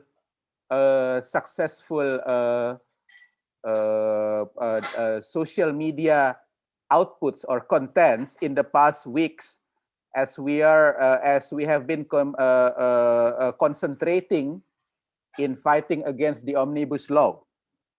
Greenpeace Indonesia is part of the big coalition against the omnibus law, and we need and we are maximizing the capacity of our social medias and also amplifying other coalition members in advancing our campaign objectives. This is mainly about omnibus law, and for this this is one of the most successful. We reach more than 500,000 interactions. Also, I think a few times we reach more than 500,000 interactions through our Instagram and YouTube, and also we are using also more and more, like I said before, this Generation Z are departing away from from Facebook. We are still using Facebook, but we are getting more and more using Instagram, YouTube, podcast, and of course we still use also Twitter, and it is very important. We realize that, and we have been realizing that for quite some time, that we really need to win in social media and digital fronts. So, Leonard, you have 2 more minutes. Yeah, I'm about to wrapping up, Malia. So, in summary, I think we are. It is very important, even for for Greenpeace, which has been campaigning for quite some time to really evaluate, and we have been evaluating our campaign over the past year, almost 2 years now, and really to try to explore new ways.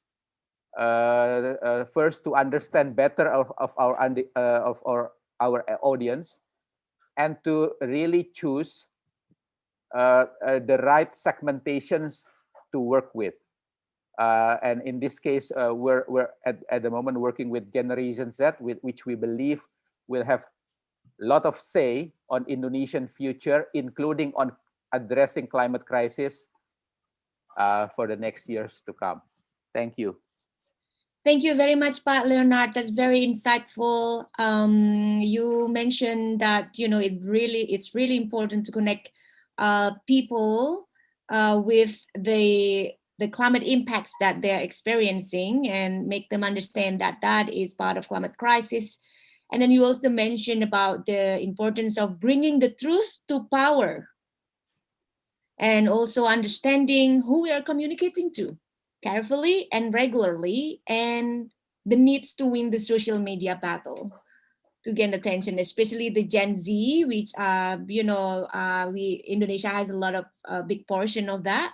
So that is a strategical move if we need to engage them. Thank you very much, Pak. We will get back to you with some questions. And for the second speaker is Bapak Rizky Sigit from Manggabai, Indonesia, which will share about the evidence-driven objective journalism. Bapak Rizky? Hello, Malia, I am here. Yes. Yeah, if you have like 7 minutes maybe for sharing, so that we can have more time for discussion later. Thank you. Okay, thank you very much, Malia. I will start my presentation today. So before that, I want to express my honor to the Climate Reality Project Indonesia and Tamrin School that invited me in a very important meeting today. And good evening, everybody in Indonesia, and have a good day for everyone outside of Indonesia. So I want to start my presentation, evidence-driven objective journalism. So before that, I forget to introduce you that my name is Rizky Sigit. I am the program manager of Mohammed Indonesia. So a little bit about Mohammed Indonesia. So Mohammed Indonesia is a environmental portal news that part of the US-based mohammed.org. And we are officially running started April 2012. So what we do right now is cover many kind of environmental stories, such as the land dispute, deforestation, climate change, pollution, energy, indigenous peoples' land rights, wildlife, ocean, and coast, and many issues. Yeah.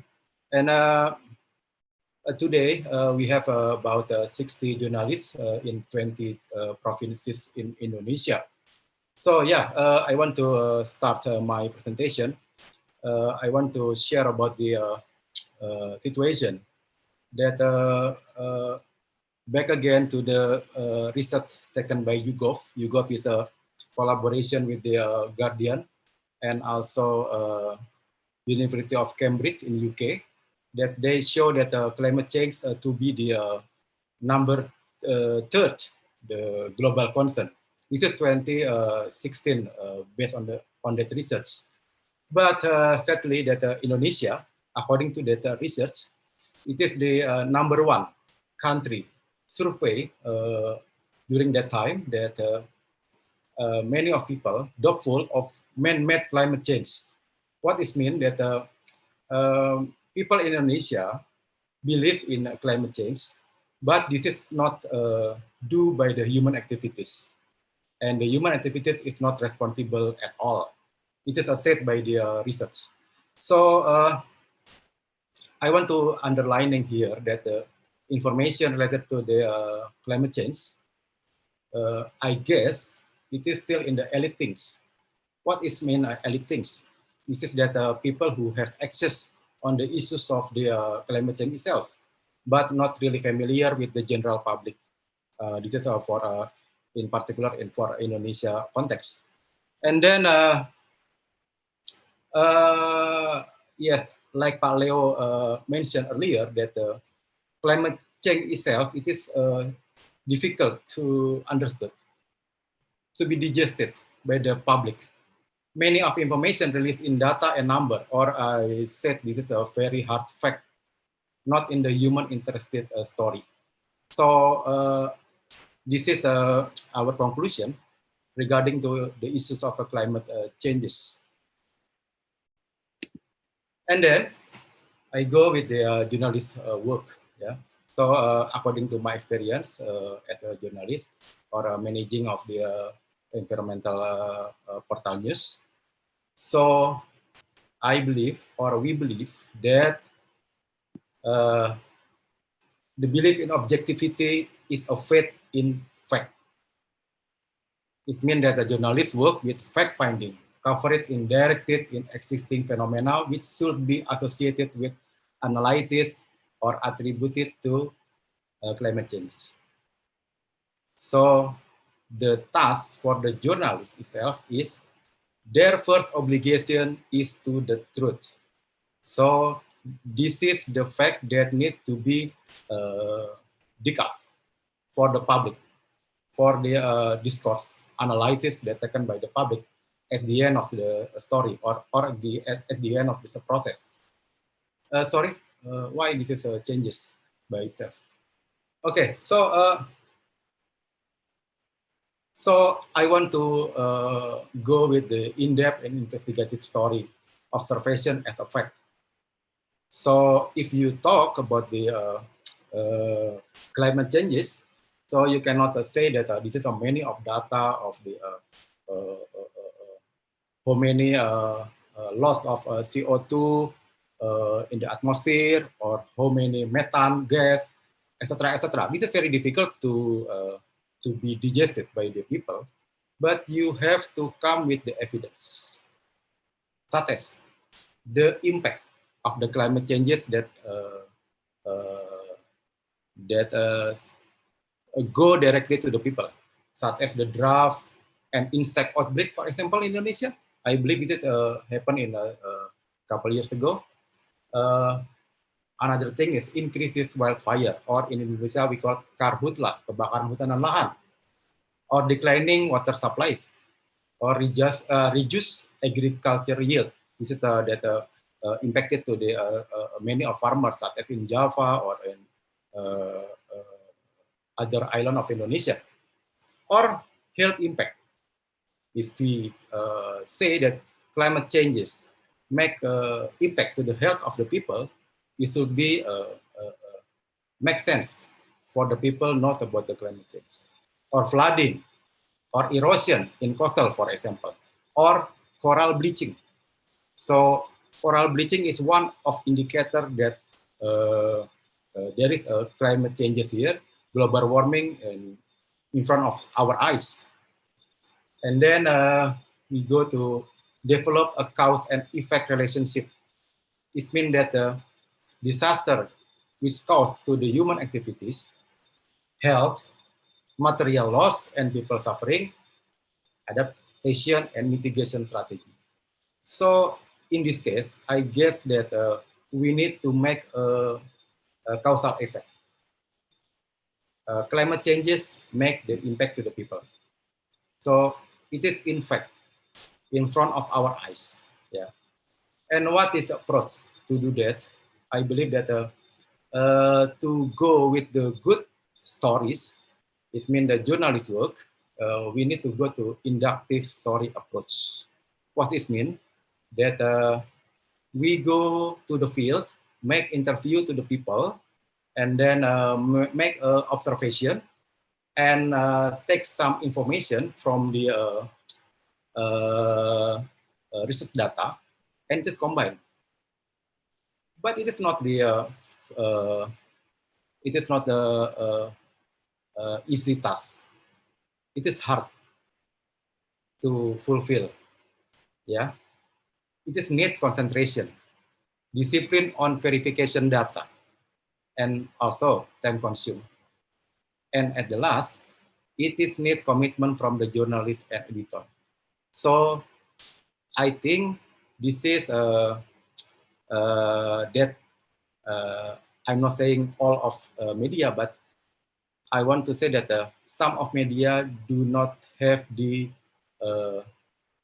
a time to make a story, in-depth story on the climate changes, because it's a very hard task for editor, for media, as well as for the journalists.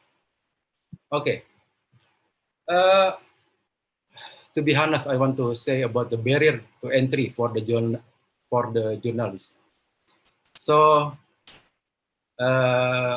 I would like to disclaim that the issue of climate change is one of the most difficult issues to write about. Why? First, multidisciplinary. So there are often differences in views among experts and heat debate among policymakers. In Indonesia, for example, many of pro and contra in terms of the issues of climate changes. Yes, also as I know, also happen in international fora. Many of debate, many of different approach for that. The second one, external evidence. It is difficult to find strong fact on the ground that can be linked to the impact of environmental change. And then expertise. When confirming the finding to experts, sometimes it is difficult to obtain accurate data, and measurement mostly only talk about general information. Yeah, this is another thing of barrier, I guess, that many of experts, they do not want to speak directly to the media. This is a very polite way or the general things, yeah, but not directly answer to the question from the journalists. Okay, because of time, I will go. And then I want to go to another things of the stories. I want to make the important things, sharing inspiring stories. Beforehand, I said that many of stories about the climate change, about the impact, forest fire, deforestation, etc., health issue, yeah. But now, this is another area that we can dig up of the issues. Sharing inspiring story, in particular from the communities. First, the story that come up, it should be a story of the relationship between human and their environment. The second one, how people live to save, why this is a jump? How people live to save the environment, including adapting and mitigation strategy. I think this is a good story. The other things, culture and saving the environment, like a local wisdom or the green life. Many of Indonesians have the local wisdom in indigenous people community, for example. And in generation Z, there are many of a good precedent on the green life.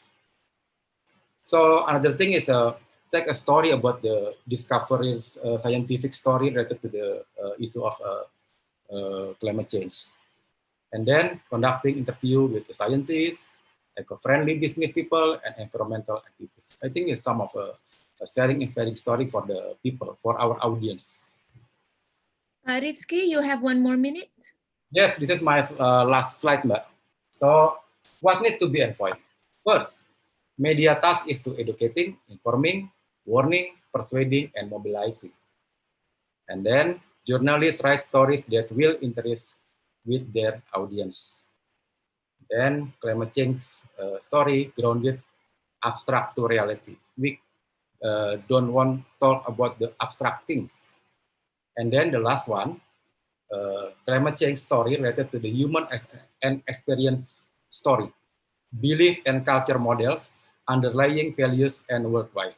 Not just only in abstract, but you need to go to the human related stories. Thank you very much. Thank you very much, Pak Rizky. That's very insightful. Pak Rizky shared a lot about the challenges for the journalists to cover climate change. And I think we need to address that one out because journalists here have a big role to help share the information on climate change. And also, Pak Rizky mentioned that we need to find a narrative or an angle or a frame that is personally relevant to people, such as health, right? Everyone cares about their health. If we can connect those, then maybe we have more possibilities to engage more people. Thank you, Pak Rizky. We will get back to you with the questions. And then later, we will go to Pa Andy Bayuni, the Facebook Oversight Board, and Pa Andy will share about social media engagement and governance. This is very timely event, Pak, to talk about this, as previous speakers mentioned about misinformation, and most of them happen in social media. And so yeah, if Pak Andy is here already, the time is yours. Hi, Pak Andy. Hi, Leah. Hi. Monggo, Pak. Thank you. Assalamualaikum warahmatullahi wabarakatuh. Good evening to everyone. Thank you to Climate Reality Project and the Tamrin School for inviting me to speak this wonderful workshop.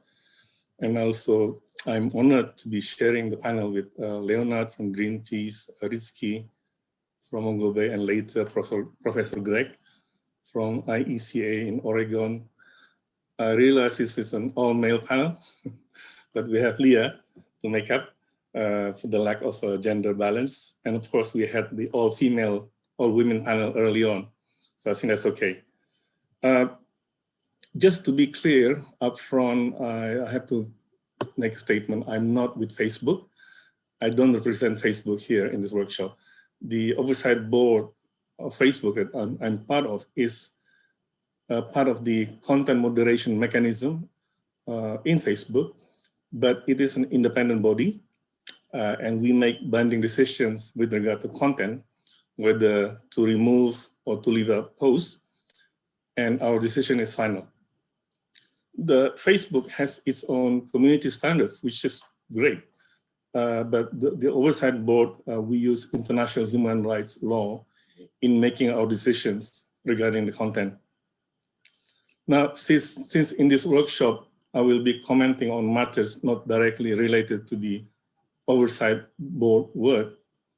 So I'll be speaking more in my personal capacity, and I'm not representing the board either, because the board is made up of very diverse, independent people with different views. Now that we have got this caveat out of the way, let me use the remaining of the 7 minutes I have to convey 4 points on the topic social media engagement and governance. So first point is we all agree that the internet, social media, is a great open market place for ideas and ideologies. This is important, like Fajr mentioned in his keynote, important for democracy and for the free flow of ideas and discussions. The debates, many of the debates that impact our lives today are being conducted mostly online rather than offline. So the internet and the social media is really the place for people to fight or to battle out different ideas, almost any ideas, even the craziest ones. There is a global consensus, however, and social media platforms have also subscribed that free speech has its limitations. So we draw the line on ideas, ideologies that are extreme or violent, and of course, pornography. And we have assumed, in the best of all Hollywood films, in this completely open and free environment, that the good guys and the best ideas always prevail in the competition. This may seem naive because bad guys sometimes, or a lot of the times, including climate denials, are winning the battles. But I don't think anyone here is seriously suggesting that the solution is just to end the battle and shut them down. That would be the China solution, where the government takes complete control of the internet. Most countries in the world subscribe to the United Nations Human Rights Declarations, and Article 19 guarantees freedom of speech and freedom of opinion. The problem, as many of the some of the speakers earlier said, is because of the proliferation of misinformation and disinformation. It's just getting so bad that there are now people demanding that the social media companies shut down the voices of people with different opinions, including particularly those who are disseminating false information. We cannot and we must not censor all misinformation or disinformation that we see in the internet. We would like to, but I don't think we should. We only censor those that could lead to real world harm. Let's not forget, because the internet is still the best marketplace for ideas and ideologies. So it's worth keeping this in mind when we discuss about the climate crisis. The second point I want to make is in this proliferation of misinformation and disinformation, including on climate change, has come precisely because of the open and free environment provided by in the social media platforms. This has allowed or even encouraged bad people out there to abuse the facility. They're turning social media into a powerful weapon to promote their interests. Now, on the climate crisis, correct me if I'm wrong, but I have the impression that climate activists are losing the battle to climate skeptics or climate deniers, as Fajr said. The deniers are far more aggressive and savvy in using the social media in spreading their messages that are based on lies. They use bots, fake accounts, they use everything at their disposal in this battle to influence public opinion. We have not lost the battle yet. I'm sure the majority of the people believe that Earth is round, not flat, and that human activities are the primary cause of global warming. The counter campaign has been aggressive, and inevitably they are making some impacts and are swaying people to their side. And the fact that the leader of the most powerful nation on Earth is endorsing these views makes the challenge even more difficult. I was actually shocked to hear to see the table from Rizky earlier that Indonesia is the #1 country in the survey when it comes to doubts about climate crisis being caused by human activities. And that's precisely the campaign that is being waged by the climate skeptics or climate deniers. They said climate change is happening, but was not caused by human activities, and therefore we should just continue the way we are now, the way we consume, the way we travel. So the challenge, I think, particularly for Indonesia, is twofold. One, the ignorance about climate change.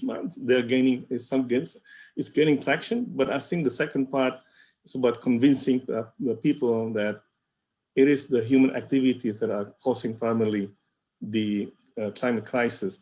That needs to be addressed, and that is really the challenge of the battle that we are facing on social media. The third point, I want to talk about the social media companies. I'm talking about Facebook, and Instagram, of course, Twitter, and YouTube. They are actually doing their part to stop the proliferation of fake news. But of course, there are limitations. The scale of the problem with disinformation is just huge. Therefore, even though the big tech companies are responding, they are not responding fast enough. And they are responding to criticisms because a lot of the misinformation and disinformations are going through their platforms. They have to take responsibility for the damage that this caused. And this is, of course, is also true with the climate change debate. But like I said, they are doing something. In September, Facebook launched the Climate Change Information Center exactly in response to the criticism that Facebook has been facilitating the spread of misinformation on climate change. The new center is currently available, as I think, only for users in the United States, in some European countries, but I'm sure it will become available to all users around the world. The center is modeled on the COVID-19 Information Center. I'm sure most of you have seen that on your Facebook accounts. So it is providing facts and peer-reviewed articles about climate change. One problem I think that Facebook has been widely criticized is that Facebook is not taking down postings of the lies that we find from climate skeptics. But it actually what it has done is to fact check them and label them as false or disputed if indeed they are. And fact checking is actually done by third parties. That's the most they can do at this moment, and many many environmental organizations feel that that's not enough. And Facebook has also been criticized for creating a loophole because opinion is not subject to fact checking. So the climate deniers have been labeling their posting as opinions to get around the fact checking mechanism. So Facebook is doing something, but according to environmental groups, has not been effective. The problem, I think, the big tech companies, they have to tread carefully between protecting freedom of speech or opinion and the need to censor postings that are considered as dangerous. The outgoing, can I say outgoing president of the United States? Maybe it's too early, sorry. Donald Trump has threatened to remove the protection of the no legal responsibility for social media companies. So social media companies, they're providing the platform and they're not responsible for the content that they carry. That's a section 230 in the United States that protects these platforms. But there are moves now within the US Congress to remove that protection There was a Senate hearing in Washington last week, bringing the CEO of the three big tech companies, whereby the Republican senators were attacking them and accusing them of bias. In the speech by President Donald Trump today, he even mentioned the big tech companies as part of the conspiracy to deny his re-election. But I think that's the risk that any big companies face, because they are big, they're powerful, and of course they're also profitable. So they are coming under attack from all sides. In Europe, in Australia, they are moved to curtail Facebook's operations. Climate activists believe that big tech companies can do a lot more to stop the climate skeptics and the conspiracy theories. Personally, as a Facebook user and Twitter user myself, I would hate to see losing that facilities, because I think in spite of the problems that I find the problems with Facebook and Twitter, but in spite of those problems, I think the benefits of having these social media accounts still outweigh the bad sides. So there are problems, but I think, to be fair, the social media companies are responding to criticism. The creation of the oversight board was actually Facebook's response to criticism that it was making content decisions arbitrarily without any recourse for appeal. Now, Facebook and Twitter have been labeling or even removing contents that are harmful, even postings from heads of states. And they are fact-checking more and more contents, and they're taking down contents, and they're shutting down bogus accounts all the time. But as I said, the scale of the problem is just too big, and social media companies are not moving fast enough. We can only keep putting pressures on them to get their facts, to get their acts together. My fourth and last point is on recommendation. Just briefly, I think many of the suggestions from in the first panel, and then from our friend in Greenpeace and Mongol Bay, those are great. The battle, like Leonard said, the real battle is going to be on social media, and I also believe that. I don't quite agree that we should be targeting specific age group. I mean, the climate crisis have to be handled by people from all ages. But I think focusing as part of the campaign is fine. So we keep put pressure on Facebook, Twitter, and YouTube to do more to curtail the number of disinformation. But while doing that, we should take on the climate skeptics and fight the battle online. We should be using social media just as effectively and as savvy, if not more than they are. Take the bull by the horns. At the end of the day, the social media is still the primary open marketplace for the consultation of all ideas. The disinformation and misinformation will continue to be part of the picture, like it or not, and we cannot do much about it. But we can fight the battle and win the propaganda if we get our acts together. We need a social media, an effective social media strategy to win this battle. Yeah. That's it. Thank you, Leah. Okay. Thank you very much, Pak Andy.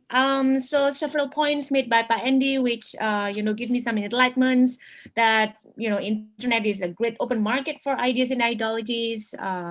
Important for democracy, but also it's a great open market for misinformation and disinformation.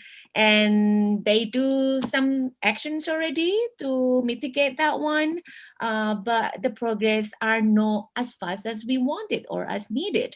So hopefully, I personally hope that we will see more progress on that. And as you mentioned that, we need to face the battle, take the bull by the horns. So it feels like they're using a lot of strategy, but that maybe we haven't thought of. When we try to move one step forward, and then they've already used 3 steps, and sometimes it doesn't make any sense. Sometimes they kind of use, every means they have. So what is our position on that, right? Do we follow their game, or should we stay with what we have right now, which is maybe, not winning? So later we will have discussion on that. And I will go to our last speaker today, with not least, because we have Prof. Greg Walker here from the International Environmental Communication Association, Oregon State University from the USA, which will share about the ethical and effective communication. It's a pleasure to have you with us here, Prof. Greg Walker. You have 7 minutes to share your views, and then later we can continue on discussion. Well, thank you very much. I'm honored to be part of this first day of this excellent workshop. I think I've been invited because every conference on climate change needs a grandparent. So I'm the grandparent or the grandfather of the group. I'm also privileged to get to speak last today, although at the same time, I've heard so many wonderful presentations, very informative, very insightful. And in fact, over the course of the presentations in the first session and this session, people have basically said the things that I'm going to say. So my comments will not be new to you, but I will share with you some material that I've prepared over the years for working with scientists to do science communication, not just around climate change, but around forest management, around mining, agriculture, water management, a variety of issues. I am a communication professor, but I'm also known well, at least in my circles, as a pracademic. I spend a lot of time off campus, working at the village and community level, bringing stakeholders together, emphasizing participatory communication. And of course, all of that lends itself well to the conversations we're having about climate change. If you'll give me a moment, I'm going to pull up a few slides and we'll share some ideas that way, if I may. Yeah. Let me pull that up. There we go. I want to share with you my view of communication, and I think it's very much in line with everything I've heard over the course of these two sessions. And that is the idea that communication is a process of social construction. I say that in part because when I started working with scientists in government agencies, in particular, wildlife biologists, silviculturists, hydrologists, they really viewed communication to a great extent as a transmission approach. I sent my message. You should have received my email. And that was the end of their communication. And what I've done in working with scientists, and very in line with the comments we've heard today, I've been able to say, let's focus on the audience. Let's focus on the listener. Let's focus on the person who's likely to receive your message. And let's try to understand the meanings that they are likely to construct.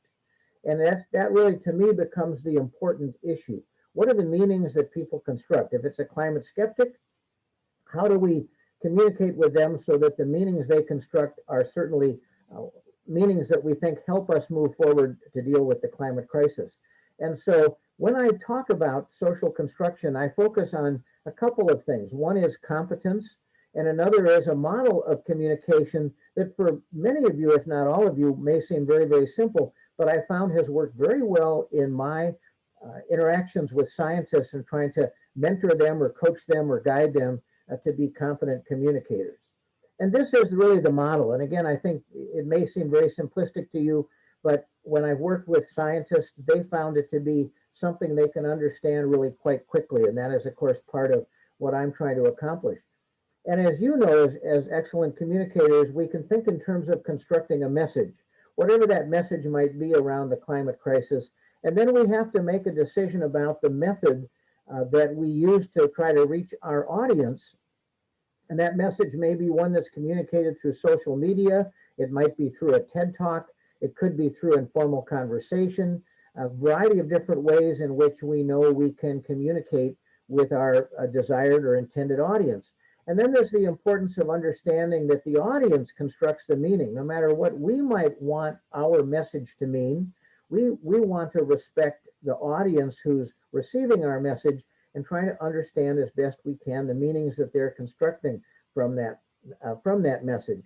A good example of that to me is the tendency, at least in the United States, when dealing with environmental issues, to create what I call a false dichotomy. It's jobs or the environment. If it's the climate crisis, then we have to compromise the economy. And what I try to do, certainly as a speaker and even as an educator, is try to encourage people to think about this in terms of both and.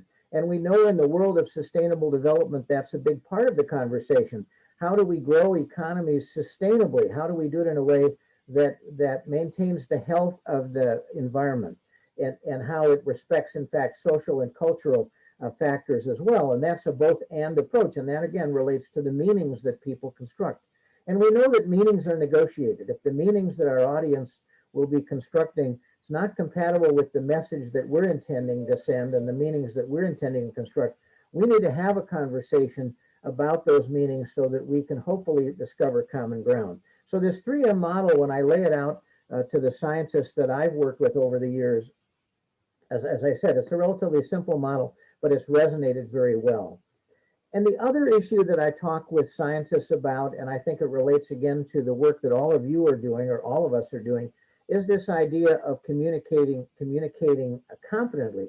And I use that term instead of simply effective communication, because we know that someone can communicate effectively, but not do so appropriately or not do so ethically. And so we want to think about not just effectiveness, are we achieving our intended goals, but are we communicating appropriately in a way that respects the communities we're interacting with, that's appropriate for the issues we're talking about, the audiences we're trying to reach, and the communities within which we work. And then the third aspect of that is, are we adaptable? Can we be responsive to the parties and the situation to adapt our communication plan, if you will? And that certainly relates to the comments we've heard about social media, comments we've heard about building trust. And it's the audience who judges competence. Now, you and I judge our own competence. We want to be certainly very capable, competent communicators, but we understand that the people with whom we are interacting are going to judge our competence as well. I've been a teacher, an educator, professor for over 40 years, and I'm continually reminded that my students are really determining if they think what I teach makes sense to them. And when sometimes people ask me when I'm going to retire, my answer is when my students tell me I'm over the hill and no longer a competent teacher. It's their judgment, just as it's you and I judge the competence of all the communication activity and the people with whom we communicate. Now that leads us to comments we've really heard from a number of the speakers today.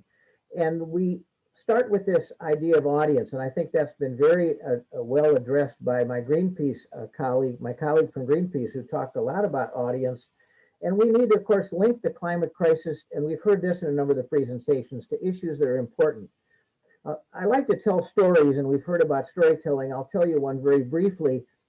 I've been working throughout the United States for many, many years on environmental issues, mainly related to forestry. And about 4 years ago, I was asked to come into a community and help them organize a community-based stakeholder group to deal with forest management. And in the course of that, I got to know a rancher who was older than me, almost 80. We went out on his ranch that his family has owned since the late 1800s, and we went out on his ranch to look at it. He gave me a tour, and as we did that, I asked him about drought. I asked him about wildfire. I asked him about beetle infestation in the forests. And as we did that, I asked him, how have you adapted to all of this? And he looked at me and said, you university professor, you want to talk about climate change? And I said, yes, I'd like to. And we had a good conversation, but we started with his experience, not with whatever expertise people might think I have. We started with his experience. And I learned over the years to link these issues to where people are in their lives. And we've heard that certainly in the presentations prior to me. We need to enact an appropriate persona as a neighbor, as an educator, as a learner, as a peer, and adapt our communication activity to the audience. We heard about interacting with the younger generation and their reliance on social media and how they're moving away from Facebook and spending more time on TikTok and Instagram.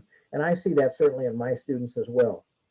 And we need to anticipate, as I mentioned before, the meanings that people have constructed and be sensitive to the language that we use. And of course, in the process, view our communication as very participatory. But that leads me to really my last slide, and that gets at the issue of ethics. Now, our last speaker, Andy, I think implied I heard implied in Indy's talk, the importance of really holding our social media institutions to a kind of accountability, to an ethical stance, if you will. And I found in my work doing community-based collaboration around environmental issues, working on climate change communication, that communicating ethically involves a set of principles. And what my colleagues and I have put together is an acronym that we just call FAITH. And we do that as a reminder of what does it mean to us to communicate competently, effectively, and ethically. So we have these 6 principles, and you might add your own, you might find these to be helpful. But I found that when I introduce these to communities and to my colleagues, to scientists, to environmental communicators, this resonates as a reminder. And I think these are terms that you know well. We need to be fair, fair to all parties.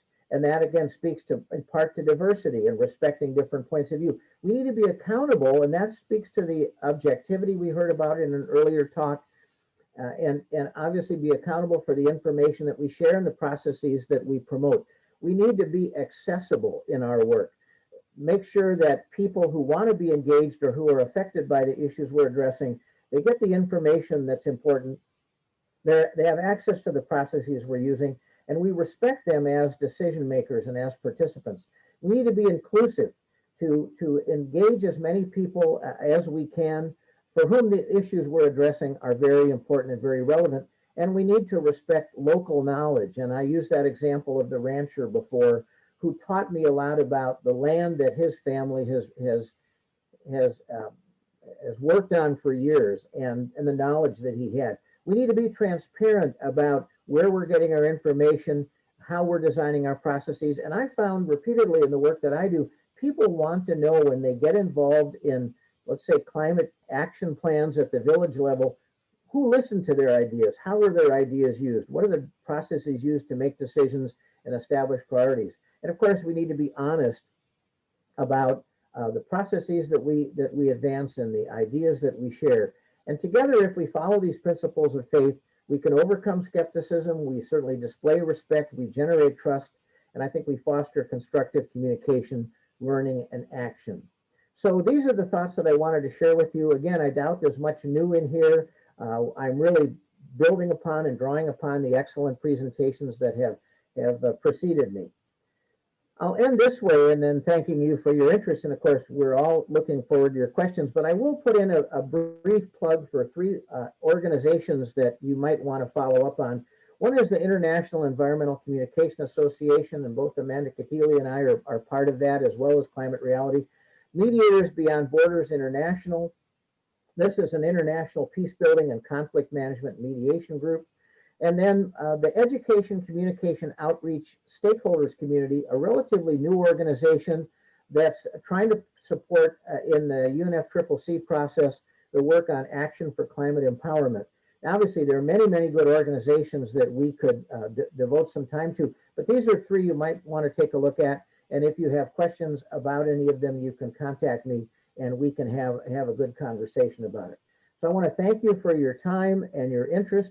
And once again, honored to be a participant in what has been an excellent afternoon in Indonesia and early morning here on the West Coast of the United States. Thank you. Thank you very much, Prof. Greg Walker.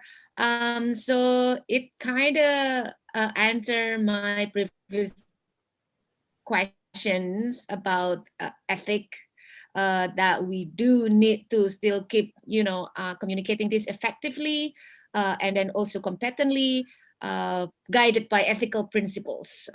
So I think that could be our guidance for moving forward. And then now I think we can go on the discussions. We have several questions already, and then perhaps I would like to pick up this one thing that maybe is pretty important to put attention to, about the measuring campaign effectivity, whether it is enough to reach social media,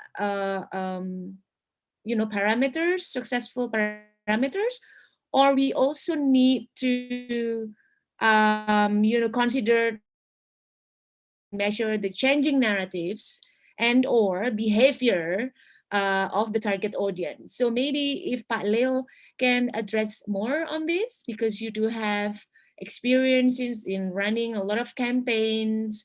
Do you have any insights of, what kind of measurements should we use? Can we do that until measuring the behavioral change? Prof. Greg Walker can add some information and your experience, wide experience as well on this issue. Pak Leo, you can go first. Yeah. Okay, thank you, Mbak Lia. Thank you, Ibu Uta, Ibu or Pak Uta, for the questions. Yeah, of course, we are not only measuring from, well, we call it digital performance in different social media channels. That's important as a start, and we have to, as I said earlier, and also Mas Andy also said that, yeah, the battlefront now, the battlefront of today is the social media and digital fronts. But yes, the narrative, we're working very seriously on the narratives of and changing the narratives. That's why we are, of course, there are of course tools, instruments that we are using, that we monitor the dynamics of the hashtags, the dynamics of the keywords, changing of those parameters. We are measuring who's the well, the key influencers. What are they saying? We're talking with the key influencers. When I said that we're focusing now on Generation Z, that means that doesn't mean that we leave the other generations behind. I mean, we are still working on that. We are actually expanding our campaign reach, but yes, we are applying different layers of measurements to capture the dynamics of the narratives. So the dynamics of also the change of narratives, and we also work to bring like realities of life. Well, like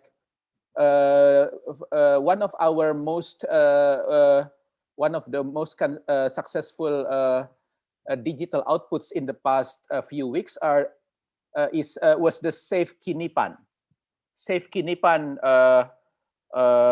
as you probably some of you know, it's the attack to the indigenous peoples of Central Kalimantan, and they're fighting back, and it's real life.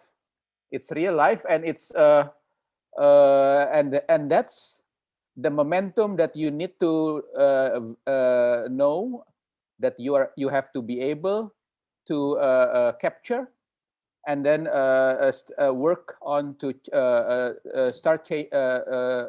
try to push for a change, changing the narrative. So that's just one example. There are quite a few other examples too. Thank you. Okay, thank you very much, Bapak. And maybe Prof. Greg Walker can add a little bit on the behavioral change aspect of it. Should we measure it? How we measure it? Yeah. Prof. Greg? It's always difficult because we know that just because we put a message out doesn't mean we have a behavior change. What I'm a real believer in is the power of dialogue, and we know that there are rich dialogue traditions in many cultures. And when I say dialogue, particularly if we can create what I would call cross-generational dialogues, so that as an elder, if you will, or a grandparent, I can learn from the younger generation. I can learn from them what's important to them and how they communicate.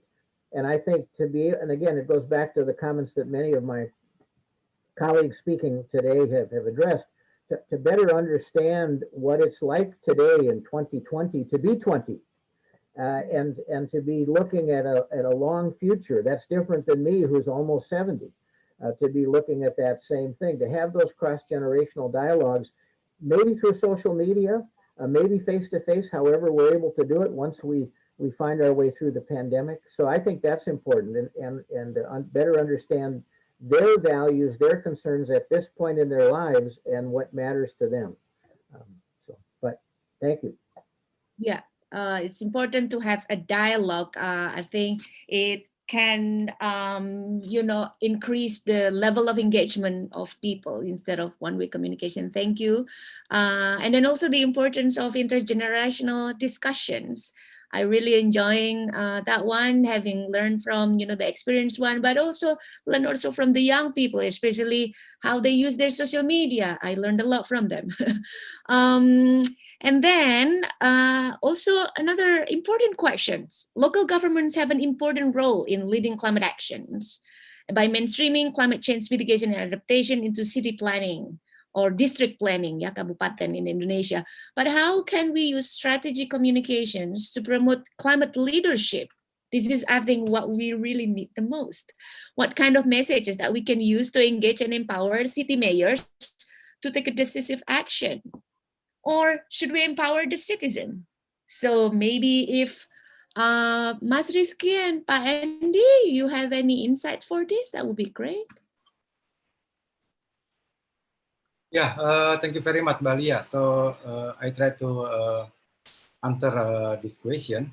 I think the message is climate change is true. That it is not just only the hoax that many of people doesn't realize about that. And then the other things of the message is you have to know about your target group, your audience. For example, if you talk with the major, I think you need to know about their program or kabupaten program or kota program, etc., etc. So if you have and had the relation with their program, it is easier to you to influence or to intervene and make your message is have a goal on that. So, for example, if it is related with the, for example, the city major have the program to cleaning the river, for example. So we have to link up what the relation with the climate change, for example, climate change mitigation, for example. So how to plant the tree as the program of the major city, for example, that related with the climate change or adaptation for the community. Back to work, for example, many things. But I mean that if you talk to the target group, you need to know what's their interest. So I agree with the Professor Greg, that there will be the open dialogue, open room for dialogue. I think this is my answer. Thank you, Mbak Lia. Thank you very much, Mas Rizky. Pak Andy, you might add something because now it's timely question. We are about to have our pilkada in 270 cities and districts. Well, yeah, before I answer the question, first, I think I want to say that climate emergency or climate crisis is not really, it's not picked up as an issue in Indonesia anywhere. I mean, central government or even and regional governments. I think we need to get that phrase, climate emergency or climate crisis, popularized, and people should be talking about it, and then we can expect actions. Now, with on leadership, I'm sure there are many, not many, but I'm sure there's some governors or mayors or regions who are doing great things on climate. But the problem is we don't read the stories. We don't know where. And here's the challenge for journalists, for activists to identify who are taking the leadership or the initiatives in climate protection, and then turn those into stories as examples, and that would inspire other regional leaders. I'm not seeing that at the moment. And I think the failure is not so much on the leadership, but I think on the communication of the journalists. Mongo Bay is doing great work, but what about the other media? They're not so much interested on climate, and therefore the stories are out there. But I think we miss them completely because nobody's reporting them. Yeah, thank you, Pak Andy. Nobody is reporting them, especially in this era right now. Well, we have multiple crises, and then there is a social psychology theory that said that people have a finite pool of worries, and people are overwhelmed. And then now we need to, we want them to keep reminded that there is also climate crisis, which is a lot of studies say it's much bigger than the other crises and the roots of the other crisis. So how do you all see, I'm going to ask this to all the panelists, how do you all see this? Like, sometimes we also need to be compassionate with people as well in campaigning things, because we need to understand them and they also have their worries, etc. But we also want them to still take care of climate change, and as well as for the leaders as well, they also thinking about their constituent. Maybe they think that, well, my constituent right now is not really care about climate change. They just need that, this health pandemic is over, the economic crisis is over, so the climate becoming the bottom list of the issue here. Maybe if we can start from Pak Leo, and then Pak Rizky, Pak Andy, and Prof. Greg. Yeah, okay. Thank you, Malia. You just touched on that. Well, let's be honest. Climate and environment has never really been electoral issues in Indonesia so far. I don't think it will be in December next month. Candidates don't lose or win elections by climate issues or environmental issues. I mean, most of the time they win or lose by primordial issues still, unfortunately, sadly. That's I think the question came from UCLG. I think that's probably what we need to learn in communicating climate problems or climate crisis to these local leaders. I think we need to understand that they would really, I mean, they are political animals. I mean, they need to see political benefits, political incentives in addressing climate. I mean, we're working, I mean, you may like Anies Baswedan or not, but the 350 millimeters rainfall in the New Year day actually affecting him a bit. I mean, not totally, but a bit, because it devastated Jakarta, and of course it's a weather, extreme weather, and we know from science. And he's fortunately he's quite a clever guy, so he can understand that it's actually a scientifically proven that 350 millimeters is an expression of climate crisis. So this is an uphill task. I mean, Greenpeace has been probably portrayed always as fighting the government, but we actually working with this Jakarta government on like solar quite intensive, extensive solarizations of public facilities. So the pandemic, of course, came, and then we had to halt quite a few things. But yeah, you need to because you need to be able to connect. I mean, from through your communications, the sources, the impacts, and then the political realms of the problem. Yeah, thank you. Thank you very much, Pak. Pak Rizky? Oh, yeah, thank you, Mbak Lia. So yeah, some of the information. Oh yeah, sorry. Yes, I think some of the information has already passed by Pak Leonard, but I think another one is that really important is to do the collaborate between or among the stakeholders. Maybe if we have a difficulty to find some leadership in Indonesia as an example for it. So we need to influence some communities and the alternative leaders. I mean that it is very important that the climate change, yes, it is maybe not really popular in Indonesia, but we need to put our hope in the next generation, in the future generation. And I think the another important one that maybe not really digging up in Indonesia is encouraging climate issues to be included in the education curriculum. I think this is a new frontier of us. If you talk about the new generation, so we need to put the climate issues at the early begin of the child.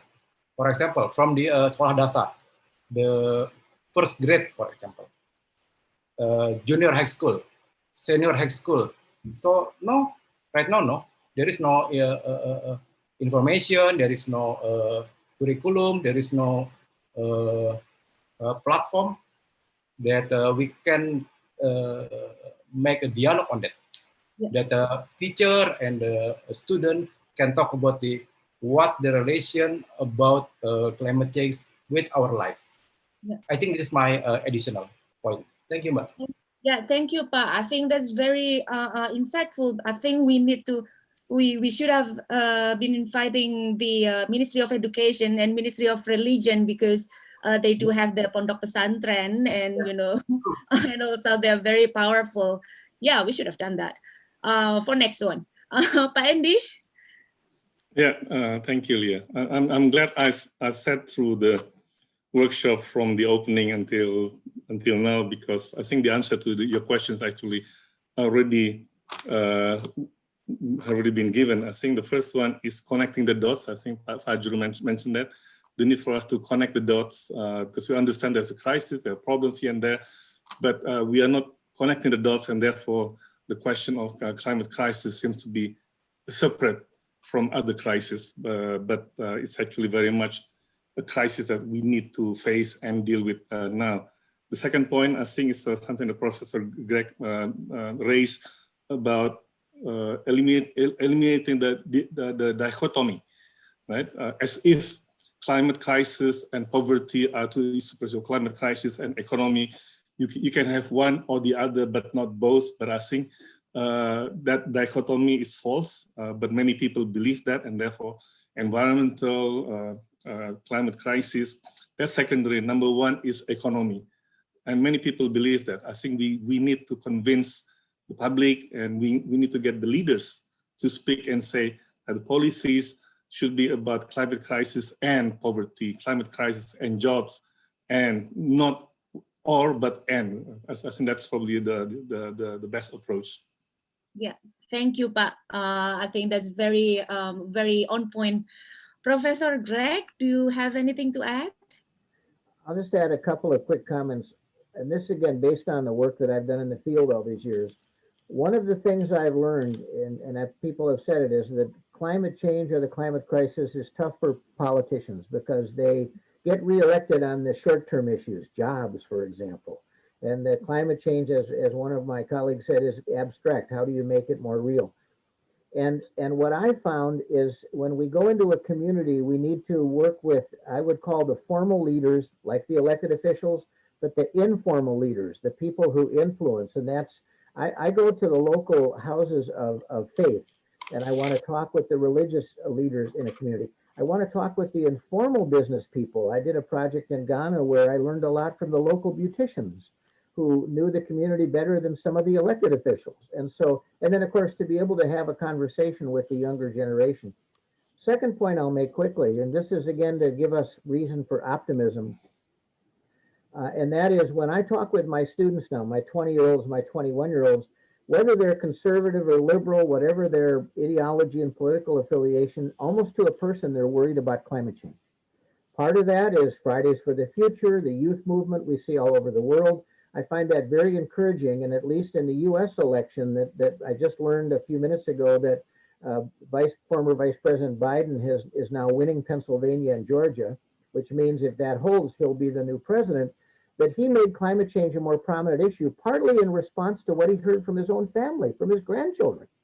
And so I think that if we continue to have those conversations with the younger generation and the influence that they might have politically. Third, I guess I will make a third point, and I'll refer to my good friend and colleague Amanda Katili, who started all of this.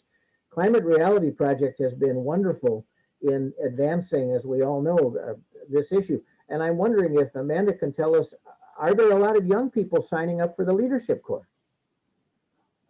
Thank you. Yeah, Leah is actually the mover and shakers of our young climate reality leaders. And in Indonesia, we have 500 climate reality leaders who have been trained by Al Gore, and 10% of them are the younger generation.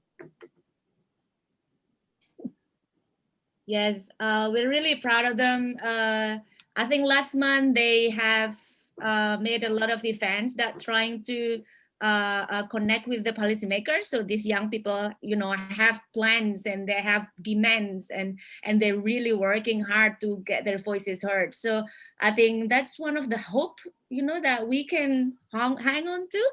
But also, I mean, as a generation, a millennial generation, you know, one generation older than them, but I feel that, you know, when they do that in their 17s or, you know, their early 20s, I feel also more responsible. So sometimes myself, when I heard that the previous generation say that, oh yeah, the young generation will take care of it, I feel like that's not fair as well.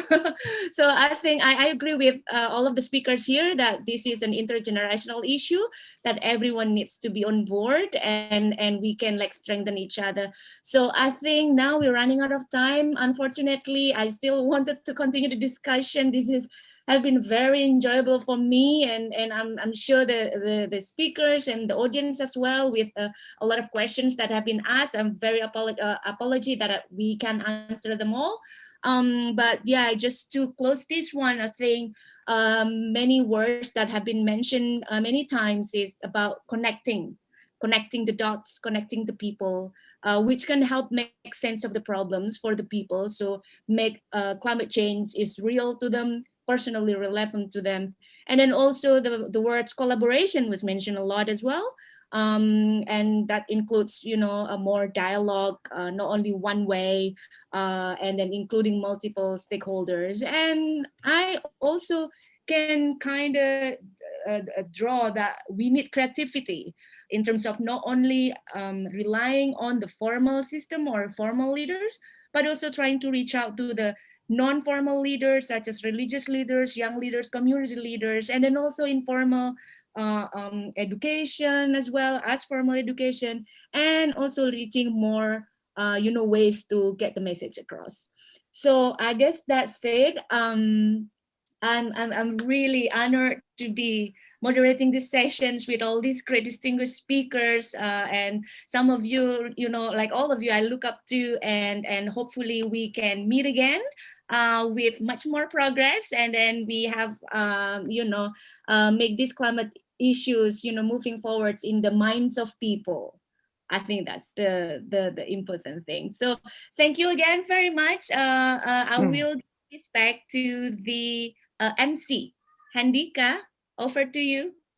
Bye. Thank you. Thank you very much, Miss Leah, for the amazing sharing of the session. Ladies and gentlemen, we have reached to the end of the first day of the workshop. Thank you very much for all the amazing speakers, all the keynote speakers, and also the moderator who have guided us in this very insightful and amazing discussions. Today we have heard the perspectives from all experts from the media, NGO, international organizations, and then as well uh, climate activists and all the amazing social media and also the formal media.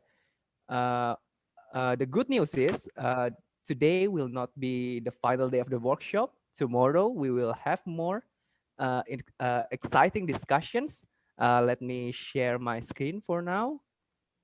For tomorrow, also for in general, the workshop will be a 3-day event, and then today is only the first day. Tomorrow, I hope you can all see my screen now. Yes. Tomorrow we will have the third and fourth session. The third session will be regarding civic engagement, where we will hear perspective from speakers from Tamrin School, made social media experts, and Green Faith USA, and also Kernels Indonesia. And then in this fourth session, we will hear about compelling documentaries. We will hear from photographer, documenters, and also film producers. Uh, I hope we could all to meet again tomorrow in the same time as today, 6:30 p.m. Jakarta time, or 6:30 EST, 3:30 PST, 12:30 CET, 17 IST, and 20:30 GST. There is so much time here, because we have speakers from all around the world and participants all around the world. So once again, thank you very much, and I wish you have a good morning, a good afternoon, and a good night. Bye-bye. Thank you all. Bye. Thank you all. Thank you. Bye-bye. Terima kasih Thank you. semua. Bye-bye. Sampai ketemu besok. Thank you. Terima kasih. Assalamualaikum warahmatullahi wabarakatuh. Waalaikumsalam. Assalamualaikum, izin Foto live. grup. Terima kasih. Andika mungkin bisa stop share screen biar semuanya bisa say hi to each other. Bye-bye. Sudah malam. Sudah malam. Tapi Bapak masih Makasih di- ya. Hebat nih Lia. Saya sudah Thank pakai you kaos ini, Lia, Pak. Pak Handika. Terima kasih Pak Pak Farhan. Handika. Terima kasih, Bapak. Apa kabar Pak Kiai? Makasih Baik. ya. Sudah mau Besok siap-siap. dialog hari kedua, besok suhu meningkat dari 2 derajat meningkat iya, menjadi 3,8 derajat. Maka Bagus, hadirlah. oke. Ini, Bagus. ini Rame-rame. di sini yang biasa ngopi ini. Iya nih. Sampai malam masih semangat nih semuanya saya lihat. Makasih Bu Manda. Makasih Waduh. semuanya ya. Siap. Terima kasih. Makasih.